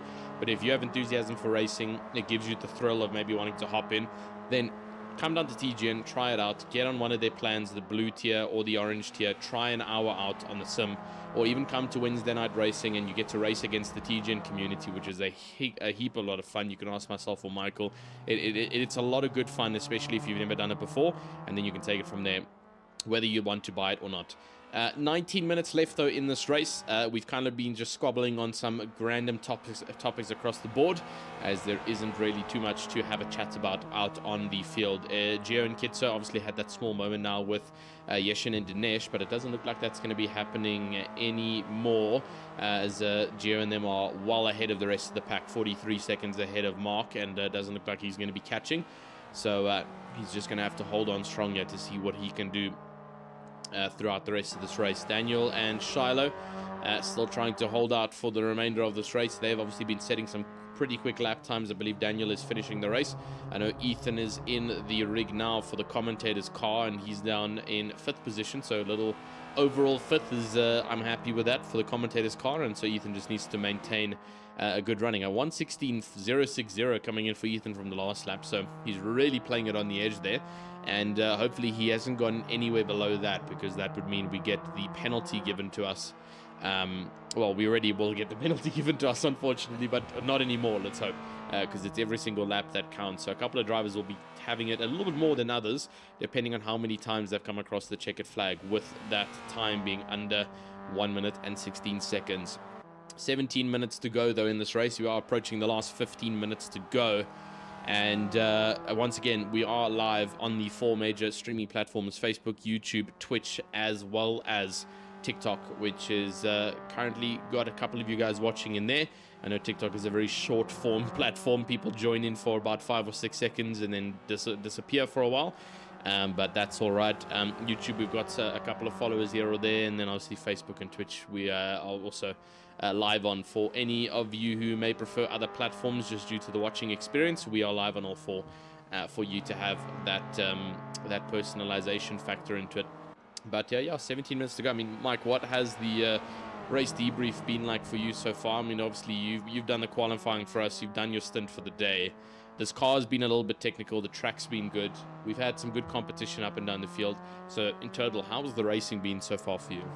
Well, I only had the opportunity of racing one car, and unfortunately we did have a bit of a contact, knocking Morgan off into the grass, and I did apologize for it straight away. That was purely my fault. But overall, things have improved. I mean, we've been seeing less and less mistakes as the racing's gone on. That just goes to show that drivers are getting used to the car, and we're going to see it in the coming races too. The moment round 2 hits round 3, that's where the drivers are really going to become a lot closer in terms of pace, because everyone's used to the car, everyone understands the rules with the breakouts and everything, makes things a lot more fair. So now what drivers are going to be doing is just trying to improve. People are going to look back on this round and be like, okay, maybe I could have done better, maybe I could have done something that differently. That is something that happens in every athlete's mind the moment something goes wrong. And even though, like, you have drivers who win, everyone looks back and looks at some of the mistakes it could have made, and it could have ended your race right there and then. So now when we hit round 2, I can guarantee you that the race is going to be a lot better. And if you look back, go back like over a year now, when TGN started things like the Wednesday night racing and all of that, it's built a massive community that we have here in Joburg, Cape Town, and Durban. And it's just getting bigger. And a lot of the guys who just show up and drive and then they hear about the series, they return back for more, and then a lot of those guys end up going out and buying their own rigs. And that's what TGN's trying to do, and it's working super well, getting more people into the sim racing scene, enjoying cars, enjoying driving. And you get to know a lot of really cool people. You get to meet a lot of really cool people, and we have a lot of drivers here who have experience in real cars, but you can kind of show up and you can show off what you're capable of on a track without needing to spend a ton of money. So really appreciate what TGN's doing for the sim racing scene, because it has quite a special place in my heart, just because of the fact that I love the sport. It's something that I religiously compete in. I love driving these virtual cars around, something I can do for hours on end. But yeah, at the end of the day, it comes down to you viewers. If you guys want to show up and give it a shot, I highly recommend it. There you have it. Also from a it is professional, right? Yeah, no, yeah, you're professional level of sim racing in the competitive scene. I stopped at the entry to semi, and Michael went way further than that. So he's if you're ever wanting some advice on potentially going competitive in this, and you are wanting to some of the best platforms or the best teams or the best people to talk about, then I suppose you've got to come down to the TGN Joburg branch and just have a chat with the people here, and Mike included. Someone's off. It's Nicole Western Province, and that is Jesse and Omar Khan, who have jumped off the track on the left-hand side. That is far. Look at those tire marks. They've completely overshot that and almost actually landed up in the barrier there for the MX-5. So a little bit of a dangerous one there. 13 minutes left on the clock, so not much time left here in this race. We are approaching those final dire a couple of minutes. It is pretty much sealed here, though, for Gio Sakia, and I think we might have crashed. Yes, I think we have. It looks like OBS is all good, so we are still live with you at the moment. We're going to just take the wide shot for the time being. My hope is... I'm looking at the cams. I think everyone else is fine. I think it's purely just us. So that's a huge sigh of relief. If this was 13 minutes left and the entire server crashed, that would have been really, really bad. So let's just go ahead and end it for now. We're going to quickly try and rejoin the session. Hopefully we'll get these last final moments back to you. Just a bit of a game crash. This is the one downside of virtual, I've got to say. Virtual's great, but there's a couple of things that suck about it. And I mean, there's also been some wheel brands. I think it is Mazda that had the whole like wheel disconnect issue with some of the plates and stuff. Let me just quickly turn off all of no.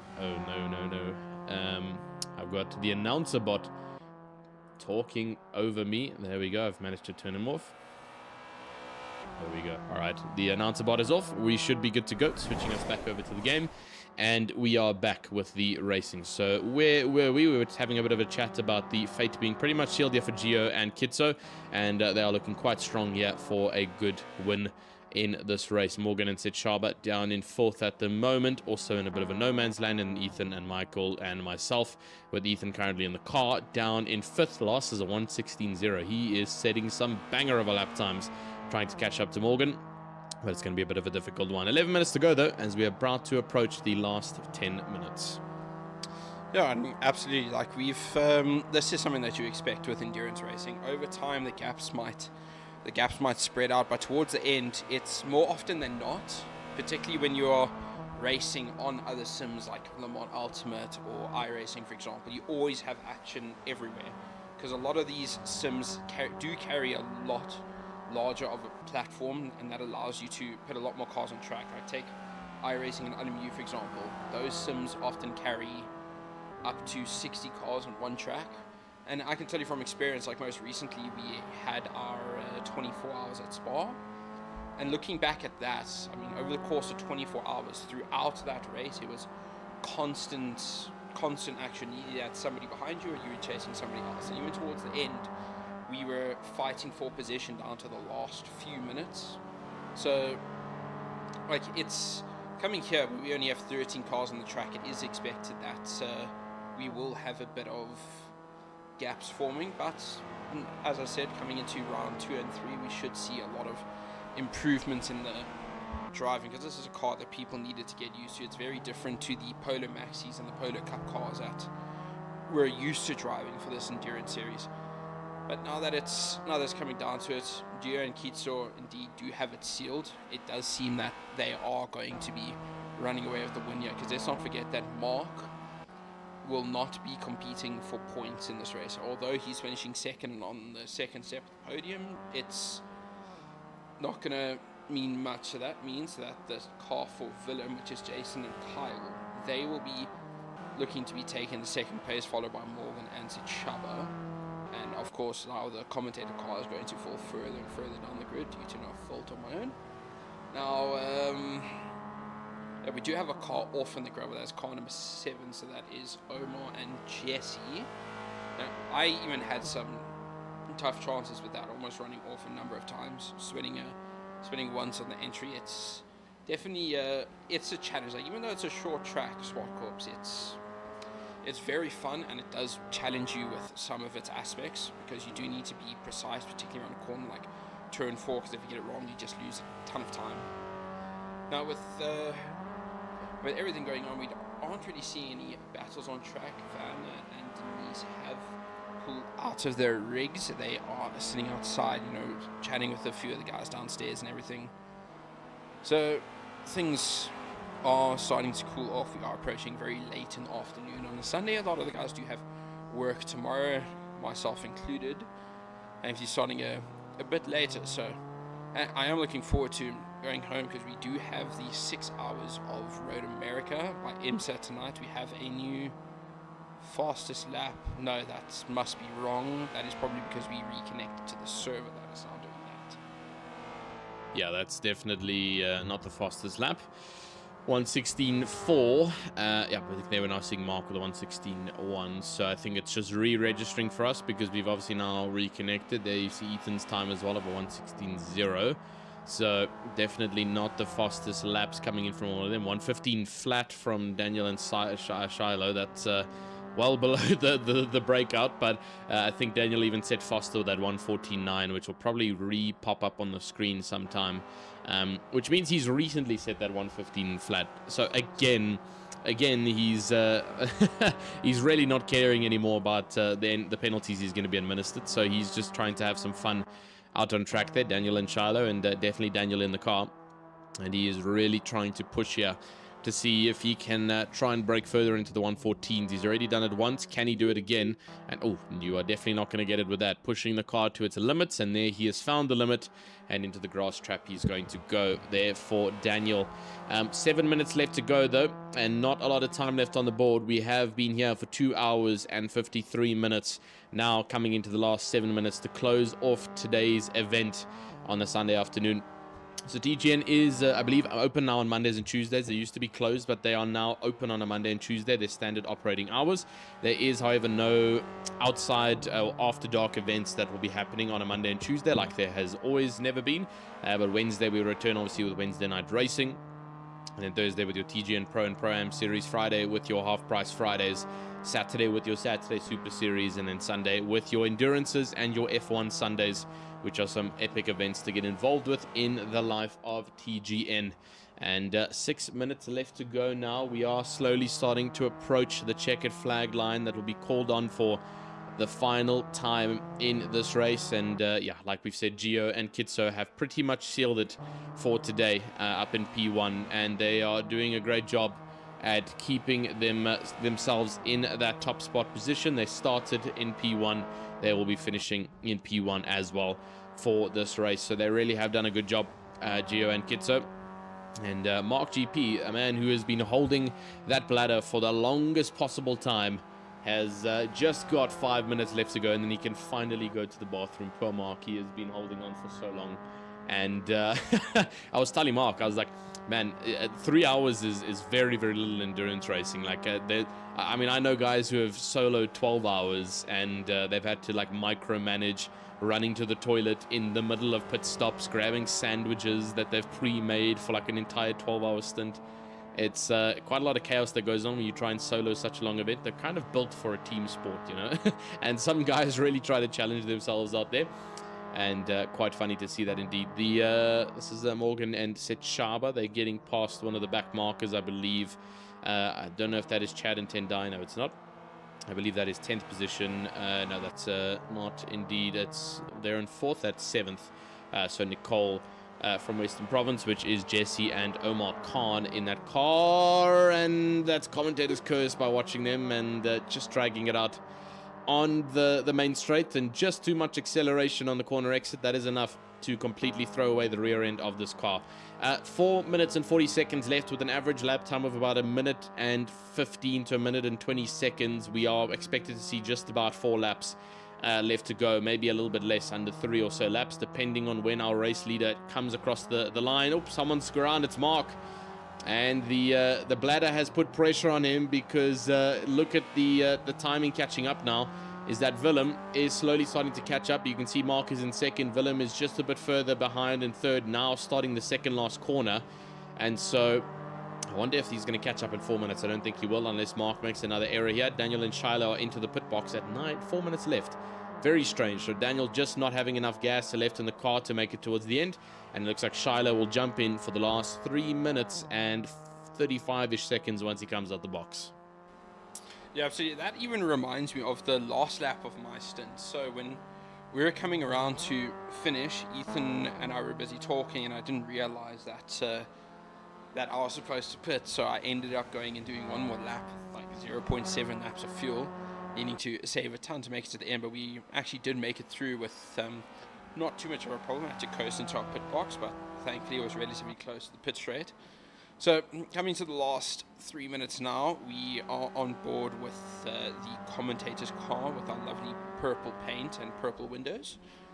Definitely what was a fun round. Like, normally the commentators, we usually just sit up here for most of the race and for most of the race we sit up here and talk over everything, but actually having the opportunity to get on track and race amongst the other competitors, it's been a ton of fun. And when Tristan informed me about this the first time, I wasn't entirely sure what to think about it, but since we've actually given it a try, I can say for sure that I've thoroughly enjoyed it and can't wait for round 2.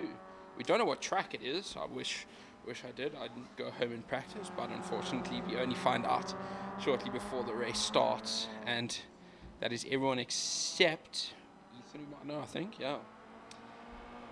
Now, coming into it, we do have a little bit of a battle here. Not entirely sure if that is not for 8th position, but there is some major defending coming on into the final corner. Who is that who is defending?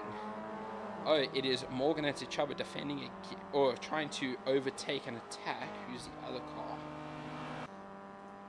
Or that is Daniel and Shiloh. So we are having some action here in the closing stages. Morgan and Setshaba trying their absolute best to get past. We're going to see a bit of action down the straight through this whole flat-out area up to turn 4. Now, see, that is here you have Daniel and Shiloh with their lights flashing, realizing that they might be slowing down a bit on the straight. Morgan and Setshaba slowly but surely gaining just a little bit, coming into up the hill into a very sharp and heavy braking zone. Bit of a hairpin, that one. Actually, one of my favorite corners of the track is actually here at turn 5. So coming up to turn 5, it doesn't seem like this battle is going to continue with Daniel and Shiloh, as we've seen, pushing the car to the limit, trying to set the fastest laps that they can. Now, that's about where we're going to end up. We are on the second last lap. So jumping aboard with Giovanni and Kitso, who have had an incredible race. I mean, at the start, everyone had their ups and downs trying to figure out how to drive this little 1994 MX-5. But since we've got it going and they've adjusted really well, you know, it was Oratile who spoke earlier that he mentioned he wasn't the biggest fan of this car, but I can almost guarantee that I might have grown on him throughout this race, and now we're going to see coming in the next round how Oratile can bring it back, because Oratile is an incredibly quick driver up there with both Giovanni and Kitsu, who are both insanely fast as well. They're local drivers when it comes to TGN's area. They're here every week. Busy drive. Ooh, we have a car off. That is Mark again, fumbling under the pressure. Now we do have Willem coming real close, and he does in fact take the position. I do wonder if Mark is out of fuel perhaps, because he is getting along very slowly. Not entirely sure what is happening there. I believe Mark might be out of gas. Yep, Mark is out of gas, I think, and he's pulled off on the left side of the circuit. He's trying to get into the pit lane, but this is a crucial error for Mark to be making. He's lost second after fighting it the entire time. And as a solo driver, I don't think he just couldn't hold on anymore. He tried to make it towards the end on that tank and just miscalculated his pit stops. And he's unfortunately going to come across the line. Well, I don't think he is going to come across the line, unfortunately. I think he might be... He's actually just parked right by the pit entry line, so he can't even get the car to coast into the pits, and so that is going to be his race done and dusted, and it is indeed going to be a DNF there for Mark after such a long fight, which means that Ethan is going to be moved up to 4th position. But again, we're going to have to wait to see how this is all going to turn out after the penalties are going to be applied to all of our drivers. But in terms of Gio and Kitso, the two drivers up in front that started in P1 and will finish in P1, not going to lie, a little bit of an OP team picking between these two very quick drivers. If you have to ask me, two drivers from the TGN Pro Series, and they get paired up together. But they are going to come across the line after a monumental fight in the lead to get past Vanjobert and reclaim the top spots. Kitso and Gio are going to take the win here today for the TGN Endurance Series round number 1 of season number 2. Willem is going to do everything he can, and he will come across in second. Morgan and Seth Schaber looks like they will be the ones to call it here for 3rd position. They will indeed get ahead there of Mark, and they will now move up into 3rd. Well, now it looks like 4th. Ethan and Ethan actually got up into 3rd there, so Morgan and Seth Schaber there now switches around, so 3rd. A bit of chaos on the backside of the straight there. Mark is obviously DNF'd. Oratile and Eddie have also come into the pit lane, and then 10th still out on track. A couple of the numbers will be quite confusing at this time due to drivers already leaving the server. That is officially it though for the TGN Endurance Series. It's been a great day of racing with all of you, and we are unfortunately going to have to cut it quite shortly due to the fact that this has run about 40 or so minutes over time, so everybody does want to get home and get prepared for the week ahead. It's been an honor to be on the air with you, myself, Tristan Earps, joined with Michael Donaldson, and then Ethan McDougall jumping in and out. We had the privilege of being in the car today and also up in the commentary box. Make sure to follow us on all of our socials, and then keep your eyes peeled for all the rest of the events that are going to come through for the week for the TGN Racing Simulators. It's been a fantastic afternoon here and a fantastic amount of racing with the 1994 Mazda MX-5s at Zwartkops. We'll see you at the next Endurance Series in a month's time. Cheerio.